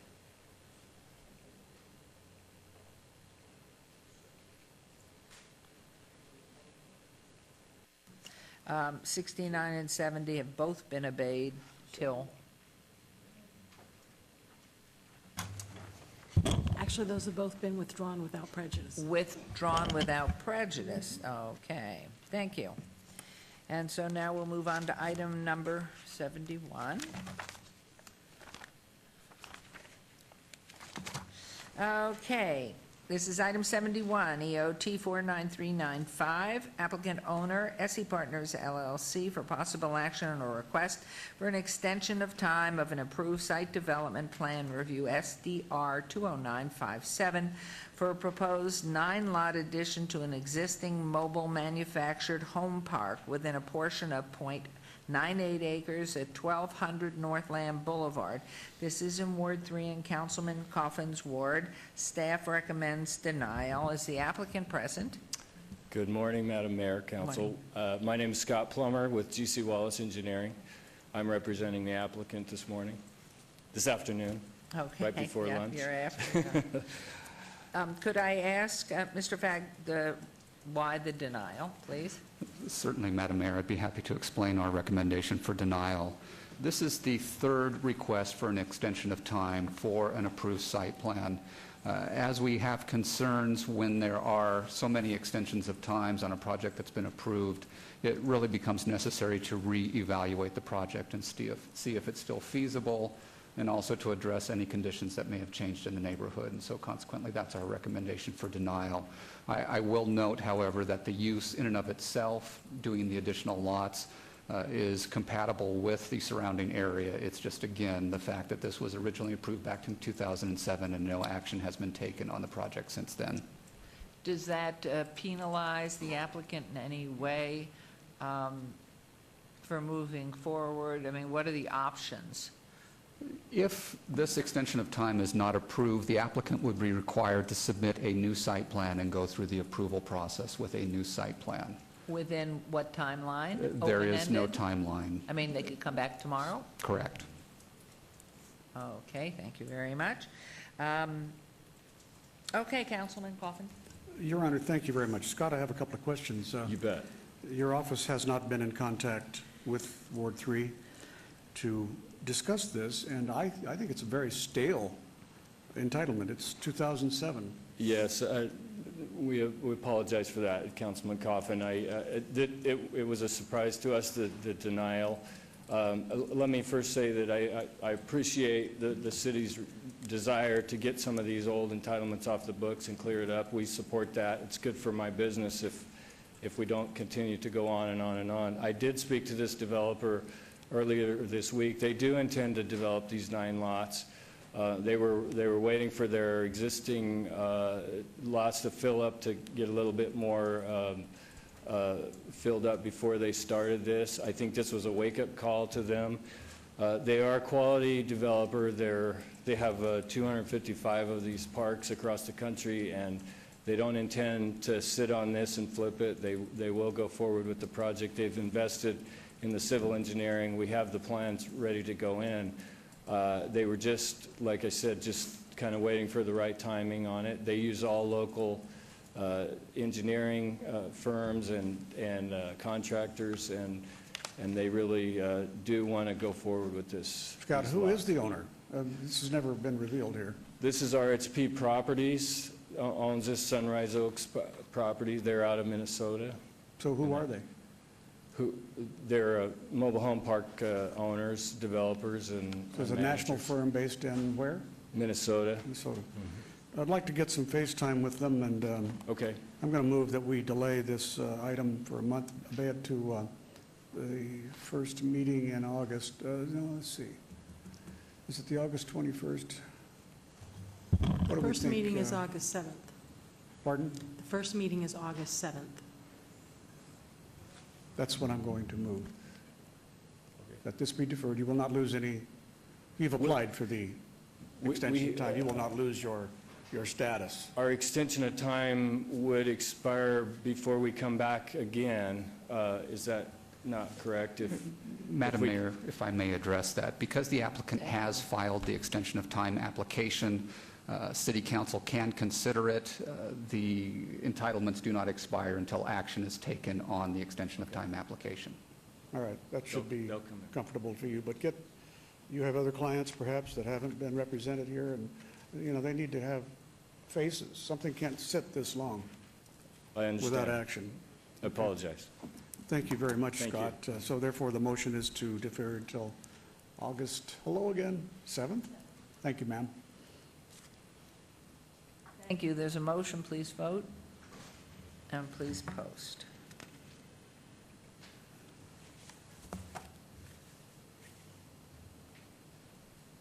Motion carries. Thank you, Council. Thank you very much. I have a question on items going backwards, Council. On items 69 and 70, withdrawn without prejudice, does that mean by the applicant? That's my understanding. Madam Mayor, to address that question, yes, the applicant did submit a letter to us just the other day, I believe on Monday, requesting to withdraw the extension of time applications on this project. Beyond the letter, was there conversation? No, I had spoken to the architect. She had questioned why we had recommended denial of the extension of time.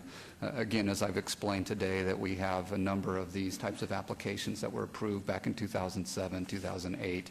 No progress has been made, and so that's our recommendation of denial. After that conversation, she did submit the letter requesting to withdraw those items. And therefore, withdrawing without prejudice, could they, in fact, come back tomorrow? Exactly. With these extension of time applications, there is no waiting period required if that extension is denied. They could file a site plan application with our department tomorrow if they so choose. Okay. Thank you very much. Your Honor? Yes. This is another one of those circumstances where the owner, developer has made, or even their representative, has made no contact with the ward office. And it's a sensitive area because you have residences right across the street from this. Well, one of the, So we I want to know- make sure that okay. we understand what's going on. We just like very much to make sure that planning tells all these folks in the future to check in with us and tell us what their plans are and why they've waited so long to do what they Well, wanted to do. the only thing I understand is the effort was, and I don't know because I don't know your office, but an effort was made to reach you specifically on these. And so that's why I'm concerned more about withdrawn without prejudice. That's favorable. They can come back tomorrow morning if They they can could come back, reach you. to But there was us. an effort. I was called and told that there was an effort to reach you. Haven't heard So- about it, Your Honor, in our Okay, office. well, it might be a communication something. All right, so thank you very much. Thank you for the explanation. And we are now on to Councilman Barlow is in the garage. So if I speak very slowly, he should be walking in. I hear doors creaking. So meanwhile, we will go on now to, are we into, wait 1 second. 71. Or is that what we just did? 71, 72, I knew this was Beverly. I would instruct the city clerk, please, to set the date, the public hearing dates and appeals from the city planning commission meetings in dangerous buildings or nuisance litter abatements. Done? Okay, slowly, don't go too far because Councilman Barlow is coming. Okay, and now we will go on to citizen participation, agenda item 73. Citizen participation. Public comment during this portion of the agenda must be limited to matters within the jurisdiction of City Council. I will pause on this. Is that all right, sir? Do you mind my pausing? Because Councilman Barlow has returned, so we can go back now. 50-something, where was it? Boards and commissions. Okay. Item 54. Boards and commissions. Are you up to speed? I am. Breathing well? I am. Good, here we go. Abeyance item for possible action, Civil Service Board of Trustees Evelyn Beals' term expiration was July 6, 2013. Procedure for this board requires appointment by the City Council. Does anyone have a recommendation for this board position? Mayor, Valencia Birch has turned in her interest card to the clerk, and I believe they have processed it accordingly. Yes, sir, we have the information. And that's the only applicant for this? I To your believe that's the only knowledge one I thus have. far? Yes, ma'am. Thank you. Anyone else, Councilman Beers down there, or Councilman Ross? I'm looking, well, would you like to make my motion? then? Yes, I would like to make a motion for Valencia Birch. She's currently working on her MBA, Master's in Business Administration, and she's looking to continue to remain involved in the community here in the city of Las Vegas, a longtime resident and business owner for over 20 years, 20-plus years. And so she's excited about the opportunity. Great. Okay, there's a motion, please vote. And please post.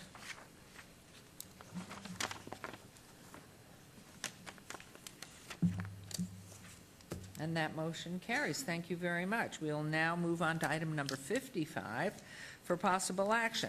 Las Vegas Clark County Library District Board of Trustees, Ron Kirsch, term expiration April 7th, 2017, who has resigned.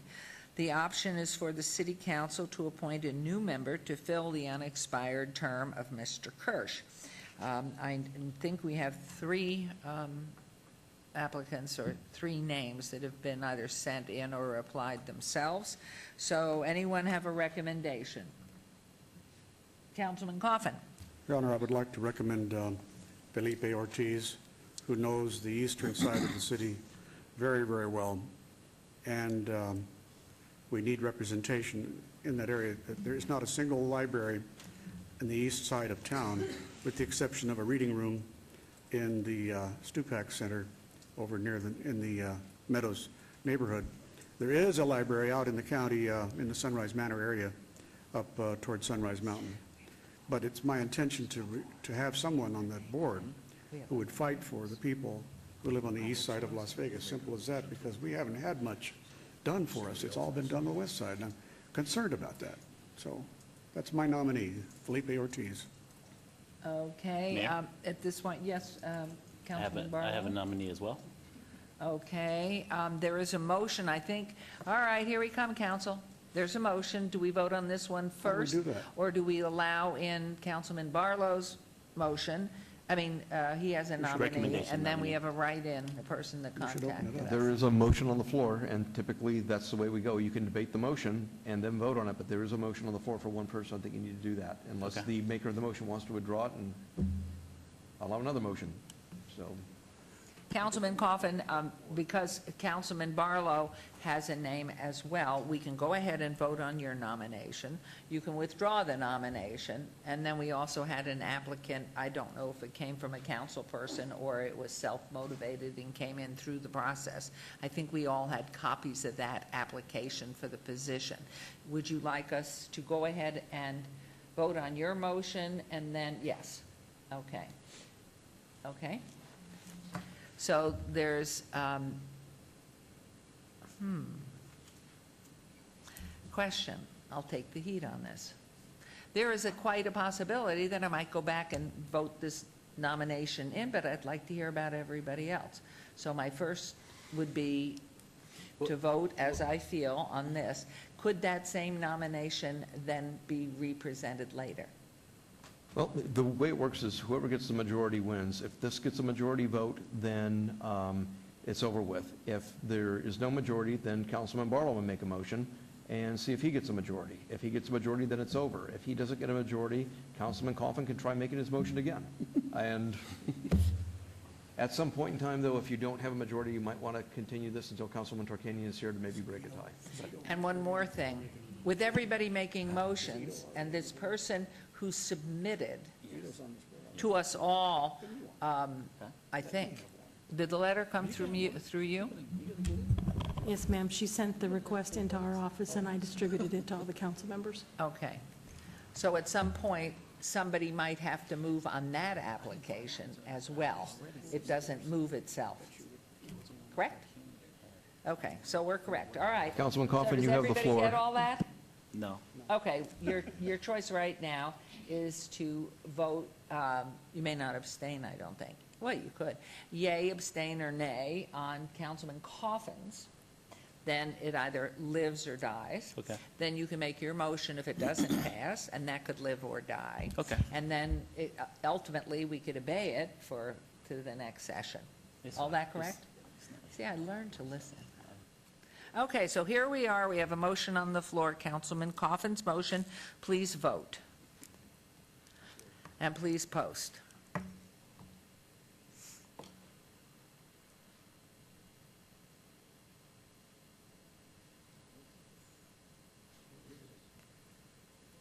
So it carries.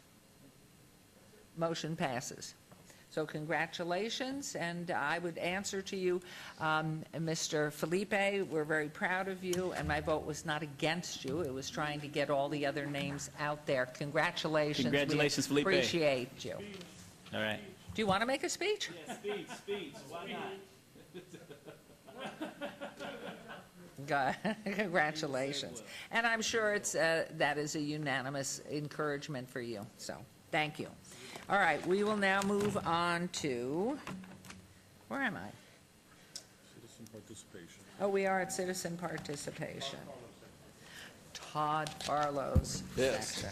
Okay, I had read the first sentence, but I'm going to do it again. Citizen participation. Public comment during this portion of the agenda must be limited to matters within the jurisdiction of City Council. No subject may be acted upon by the City Council unless that subject's on the agenda and is scheduled for action. If you wish to be heard, come to the podium, give your name for the record. The amount of discussion on any single subject, as well as the amount of time any single speaker is allowed, may be limited. Are there any members of the public who wish to speak under this portion of the agenda? Hello. Yes, thank you. Todd Farlow, 240 North 19th Street. I hope you all saw the PPS special Frontline last night on how the families are dealing with the great collapse in the years afterwards. And the current issue of the American Prospect has a section in it dealing with the cascading effects of the foreclosure crisis. We are going to be paying for this for generations. And I don't think there's any, well, I think that you're going to have to consider it in your budgets, because, and it's going to be expensive. The second thing is, I said that I was going to send you a letter. I'm still pounding it out. The third thing is, Terrible Herbs is closing down their casino down there. And they're selling off a bunch of items, I think. And what I think that we need to do is run down there and buy some of those big black cats for our city's attorney's office. Thank you. I thought we were going to buy wood owls to protect our city attorney and keep all cats and animals away. Wood owls. Wood owls are the protectors. Well said. Anyone else wishing to speak under this portion? Okay, hearing none, we'll move on to item number 74. And this is council member recognition. Comments may be made by individual city council members during this portion of the agenda. Will not be acted upon by the city council unless that subject is on the agenda and scheduled for action. Are there any members of the council who wish to speak under this portion? Yes, everybody's shaking, yes. And I have some things too, so don't leave Ms. Fretwell, please. Okay, go for it. Mr. Councilman Ross, you go first. I'll be brief, Mayor. I had to come to the unfortunate decision to cancel our movie in the park for this Friday night because of the fires that are ongoing at Mount Charleston. The dark clouds of doom and the ash is flowing directly over Centennial Hills, directly over Centennial Hills Park, and directly over my house. So in the best interest of the health and safety of our children and our families, but I will see everybody for the back-to-school fair and movie in the park next month, and I'll make an announcement of that at our next city council meeting. And I understand that fire, unless I've been misinformed, was caused by lightning. Lightning strike, it's well over 25,000. There's over 1,000 firefighters right now, and one in our last report that I think we saw was interesting to me. There's over 50 engines battling this. And I've missed the count on the aircraft, but it's a tragedy. Terrible. Our hearts and our appreciation certainly go out to the men and women fighting this fire. And I also want to commend the local businesses, the local hotels, for helping those residents of Kyle Canyon and Lee Canyon and trying to find them some nice beds to sleep in and doing their best efforts. It's interesting to note that the local business community is reaching out, trying to help these folks, and there's lots of people that want to help. The best thing to do, I think, right now is last thing I heard was send money and their prayers, and that's probably the best thing we can do for And right I now. think the school districts opened some of the buildings. Yeah, the So- school district, well, their command centers at Centennial Hills High School. They did have a care center also at Schreckenbach-Bilberry Elementary Schools out there in the northwest. So I know the city of Las Vegas is providing resources, and I'll give that to Betsy Fretwell to give us an update with your permission, Mayor. Yes. Ms. Fretwell? In addition to what Councilman Ross just reported, we have also put into place the mobile animal shelter, which is at Bilberry, to help deal with the animal issue on the mountain. We also are participating in a Type 3 IMT team, which is basically a Southern Nevada Unified Command group that's working along with the Type 1 team, which is the federally marshaled forces to fight the fire. So some of our city personnel that are working right now are J.P. Clinton, Brett Schaefer, Richard Wells, Chuck Bridges, Bob Fash, and Carolyn Levering. We also have some other people that are likely to be assigned to that activity. That's Chris Sproul, Craig Cooper, and Bob Pitts, who's one of our local battalion chiefs. There are other folks that are involved in all of this. Obviously, we're following the lead of Clark County Fire. North Las Vegas Fire is assisting, so is the National Guard, Centennial Hills Hospital, and Clark County Fire is basically responsible for scheduling people as they need. As we've told you before, we are ready. I talked to Chief Parker yesterday. If we need to deploy a second task force, we're ready for that based on the request and the need. So I don't know how quickly that call may come. Hopefully, we won't need to do that because that means that structures are in imminent danger, and we know we have lost some structures already at this point. So we're keeping a very close eye on this and trying to get daily reports out to you about the condition and our involvement, and so we'll continue to do that. Thank you, thank you. That's my report. Okay, and missing child? Fortunately, we have no missing child today, but do keep your eyes open for those that may be, and watch your kids certainly over the weekend. Thank you. Councilman Beers? Thanks, Mayor. I spent a little time on family vacation, came driving back on Interstate 15 on Monday afternoon, and the sight of that fire plume was, I can't describe it, just scary. Awesome. Couple of events for folks out in the southwest corner of the city. On Saturday, July 27th, the joint Ward 1 and 2, Councilwoman Tarkanian and myself, going to be hosting a shredding event along with simultaneous old prescription drug disposal at the All-American Park. We're calling it Sizzling for Green, and as you drive through, only law enforcement will be on hand to handle the drugs. That will be our marshals. They'll go into an evidence vault for disposal during the next regular interval. Privacy is assured if the pills are in bottles or in a baggie. As you continue to pull through the sequence, we'll have the next stop where volunteers will remove from your car up to 5 boxes of documents with clips and staples removed, please. We will shred those documents on site with the Opportunity Village on-site shredding truck until that thing is full. As well, we'll collect for donation old electronics, things like cell phones, related chargers and equipment, gently used clothing, small working household appliances. These will all go into the OV thrift store system. This is a one-location, two-stop, but never leave your vehicle for all your drug turn-in, shredding, and donation needs. Again, that'll be on Saturday, July 27th, start at 8 in the morning, end at 11 at the Great American Park, or the All-American Park at Oakey and Charleston. It's down at the Oakey and Buffalo, I'm sorry.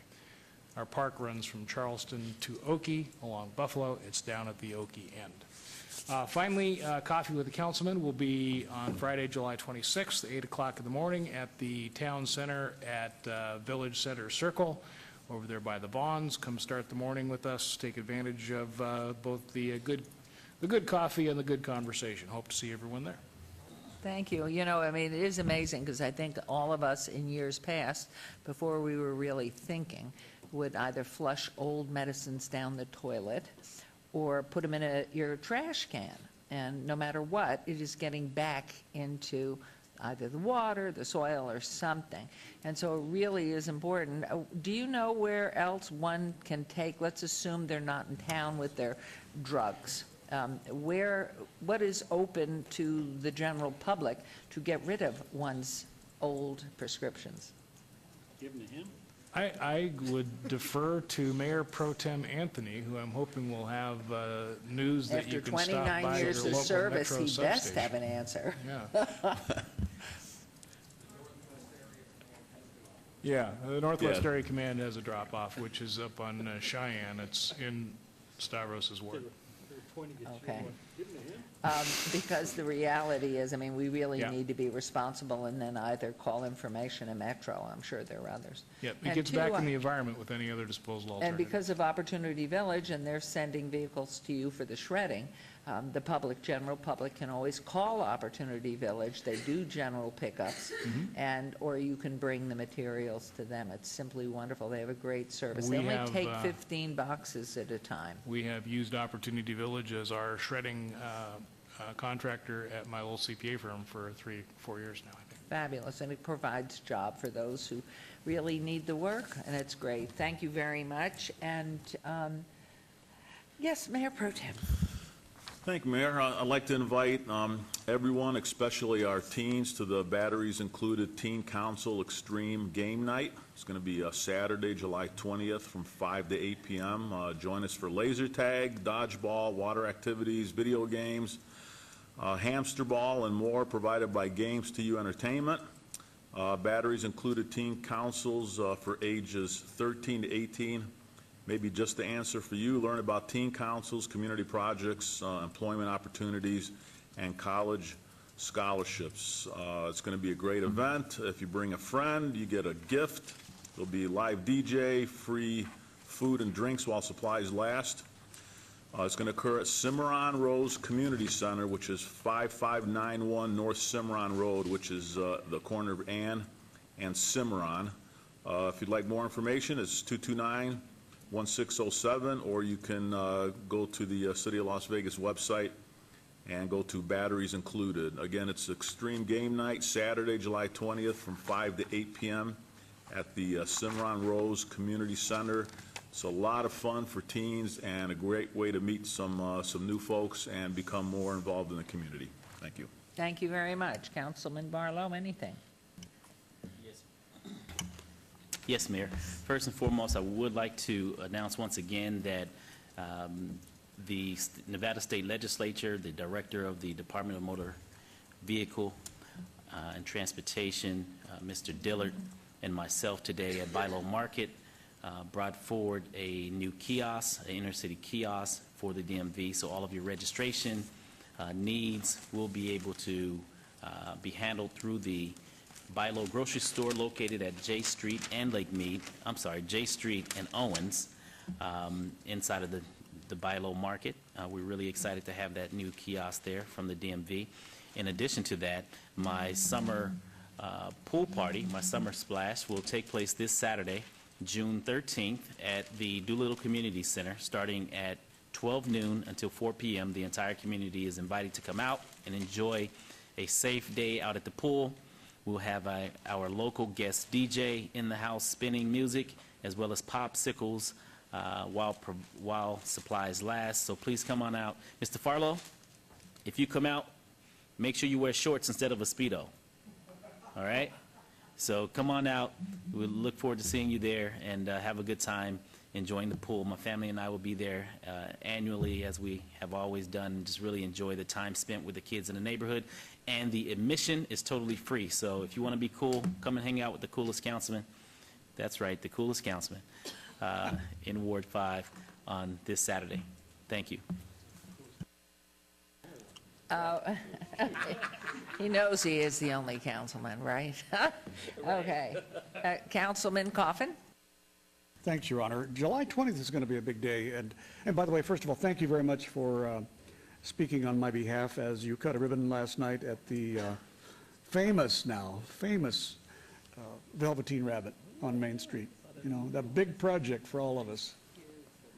Yeah. Huge for the girls and the family. couldn't be The there father's because so I was- excited that he could stop paying for their livelihood. Now they can take care of Yeah, him. And his I was mom. really happy to see it happen, and of course, that, I was otherwise detained by Mr. Ralston on his program, so, you know, you had fun and leisure and drinks, and I had torture. But July 20th is going to be a big day, Your Honor, and I just wanted to say, 2 events are happening. One is our annual swim fest out at Freedom Park, Gary Reese Freedom Park, and we're going to, in fact, we got to make sure that Gary gets a special invitation to this one. It'll be the first summer that his name is on the park, and I hope all structures are in place, because we all want to come over there. Your member of the council usually embarrasses himself by jumping in with his clothes while totally sober, and so I hope to be able to try to find something that I could wear even in Ward 3 or even in Ward 5 that would pass. Please, you're all invited. Now then, something else is happening July 20th. A long, long-awaited market is opening in the White Cross Drugs location on the boulevard at Oki. It's now going to be White Cross Market. And Mr. Shoshani, who owns Bell's Market right there, catty corner from that location, has invested his entire life savings and all he could borrow to make sure that White Cross Market opens. It's going to be a market, the first one constructed in many years near the downtown area. It'll be a great service to all of the local people. And I know the tourists will also contribute some money to that operation. I hope we do too. So I think you and I, Mayor, are going to be there for that opening. That I 20th. wouldn't miss it. They have the Yeah. best counter service there. Yeah, they Their did. egg salad is great. The restaurant's Tuna, still open, chicken salad. never Ooh. closed. But let's hope that all goes well for Mr. Shoshani Great. and his family, and they get a lot of public support, and let people put their money where their mouth is, because they've been begging for a market for a long time. Let's make sure they shop there. Thank you. Thank you very much. And for my final report before we recess to go into closed session, at the recent U.S. Conference of Mayors, I, along with Mayor Hales of Portland, Oregon, and Mayor Bradbury of Pinellas Park, Florida, sponsored a resolution that would require the Department of Energy to focus on the treatment and storage of radioactive waste on site in the absence of safer alternatives. This is a significant priority for Las Vegas, as you know it has been for many years now, and we must take great care to avoid the type of tragedy that recently occurred in Quebec. And so I am going to ask, with great urgency, to ask our city manager, Betsy. There was in the paper this morning from Congresswoman Titus a plea. I unfortunately threw out the first parts, but decision on waste routes expected soon. And fortunately for us, Councilman Coffin kept the committee alive. And having sat through this resolution at the Conference of Mayors, there's pushback. There's pushback against us being the storage place. And I would ask the city manager, please, to put forth a delegation to contact Washington to move on our behalf, to get in touch with the senators and representatives to talk about the fact that we do not want this happening. And so we can get it on an agenda for a forthcoming meeting, but also to contact, obviously Dina Titus, because her article was there. This is really critical, because there was definite, even though the resolution was passing for on-site, they were looking for safer alternatives and regional alternatives. And so I think this is really a propitious time now to move together collectively and really forcefully, because we do not want that. When you see the bridges that keep falling down into water and wherever, you see this tragedy in Quebec. They can't even find 35 to 50 people. And you see the spill of those containers. What if that were nuclear waste or other waste? So this is really critically important. And two, I know discussing on the Carpenter fire, which is so tragic, and I know all of us just feel so terrible about those 19 that were lost in the fires in Arizona outside of Phoenix. So just a salute to the courageous people that go in to take care of communities and fight fires. It's just tragic. Our next city council meeting, of course, is Wednesday, July 24th, here in council chambers at 9, unless we have a development hearing earlier. So what we're going to do at this point, unless anybody else has, some little light bulb went off, and Betsy, if you will get back to us, I mean, as early as next week to see how we can move on this, because I think it's imminent in Washington. And you may have this. Could you pass this over? I'm sure you have it at home, unless for the doggies you've been using the papers. And so our next item is we will be going to closed session for annual reviews of our city attorney and our city auditor. And so may I have a motion to go into closed door session? So moved. Thank you. There's a motion. Please vote. And please post.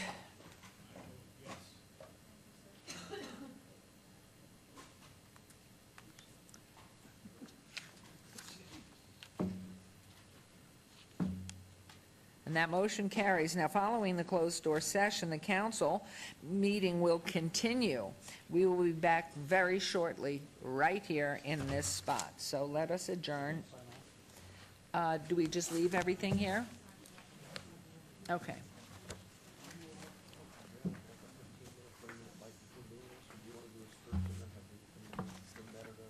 Is the food there? Nobody else can be there. When I'm doing mine, I can be there, I'm an attorney, and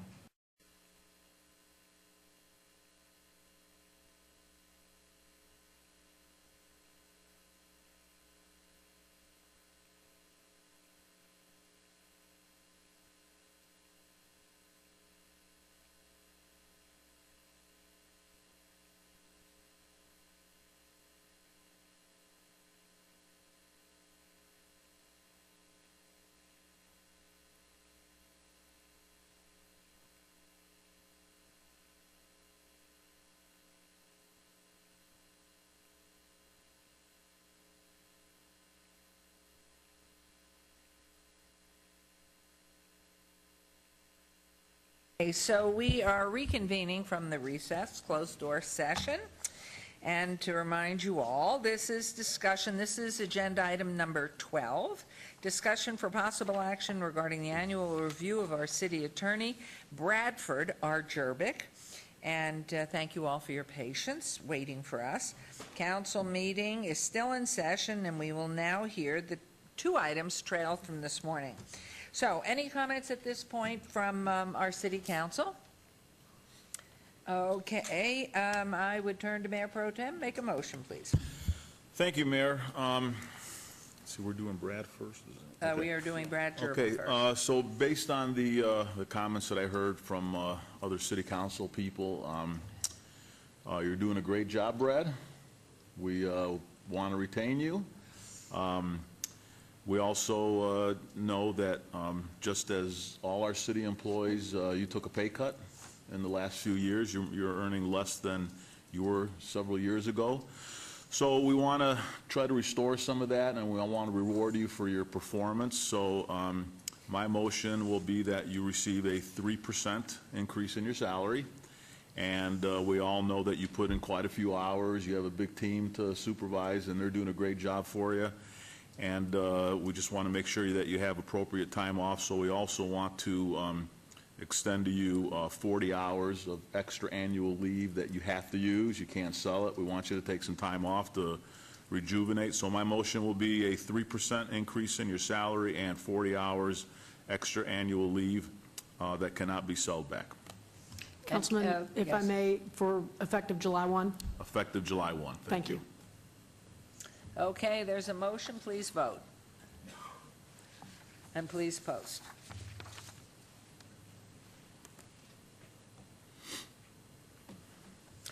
Congratulations, that motion carries, and I want to thank you for everything, and I just hope you live at least another 50 years, maybe 60, but as long as we all can appreciate you. I mean, you've just done a great job, Brad, for us all. We thank you. And thank you, Mayor, members of And you have council. a great I mean it staff. sincerely, it's really a pleasure representing you. I really enjoy it every day. Thank you. Thank you. And so we will move on to item number 13, discussion for possible action regarding annual review of the city auditor, Radford K. Snelding. Any comments from city council? And hearing none, is there a motion, Mayor Pro Tem? I do want to say something. Your Oh, Honor. excuse me? Well, I think I could say this, that I'm not going to speak for the rest of the council, just myself. One of the bright spots that I've encountered in my short term as a city council member is the city auditor's department, because it's, I'm used to having an auditor somewhere around that can look for how things are being spent. I was amazed to find out that the auditor not only is paid what he's paid, but also that in fact he has such a small staff. For a $500 million annual budget operation, I think it's an inadequate budget, and I think that it deserves the council's attention in the future. It's too late to do anything about it for today, but I think that the council should be forewarned that we really ought to be looking into that, because he is our first line of defense when it comes to watching out for defalcations or any kind of misappropriation of funds. Thank you. Thank you. I think we concur, just knowing the Pulse Beat. You've done a great job, too, and I think it is that it's independent and you report to council. It's really, it's reassuring to all of us that you're out there with your wonderful overused staff, and so please thank them all. Mayor Pro Tem, please. Thank you, Mayor. Again, based on the comments I've heard from the entire city council, you're doing an outstanding job. Rad, you and your staff are doing a great job, and you should be rewarded for that, for your performances last year. You also have taken a pay cut because of the last few years, just like all our employees, so we want to not only help restore that, but we also want to reward you for your performance. So based on that, I'm going to make a motion to increase your salary by 3%. And we all know that you put in a lot of hours and a lot of time, and we want to make sure that you get adequate rest and rejuvenation from your work. So we also want to grant you extra 40 hours during the year so that you can take a vacation. You can't sell it back. We want you to take some time off. So that will be my motion. And retroactive to July 1. July 1st, yes. Okay. So there's a motion, please vote. And please post.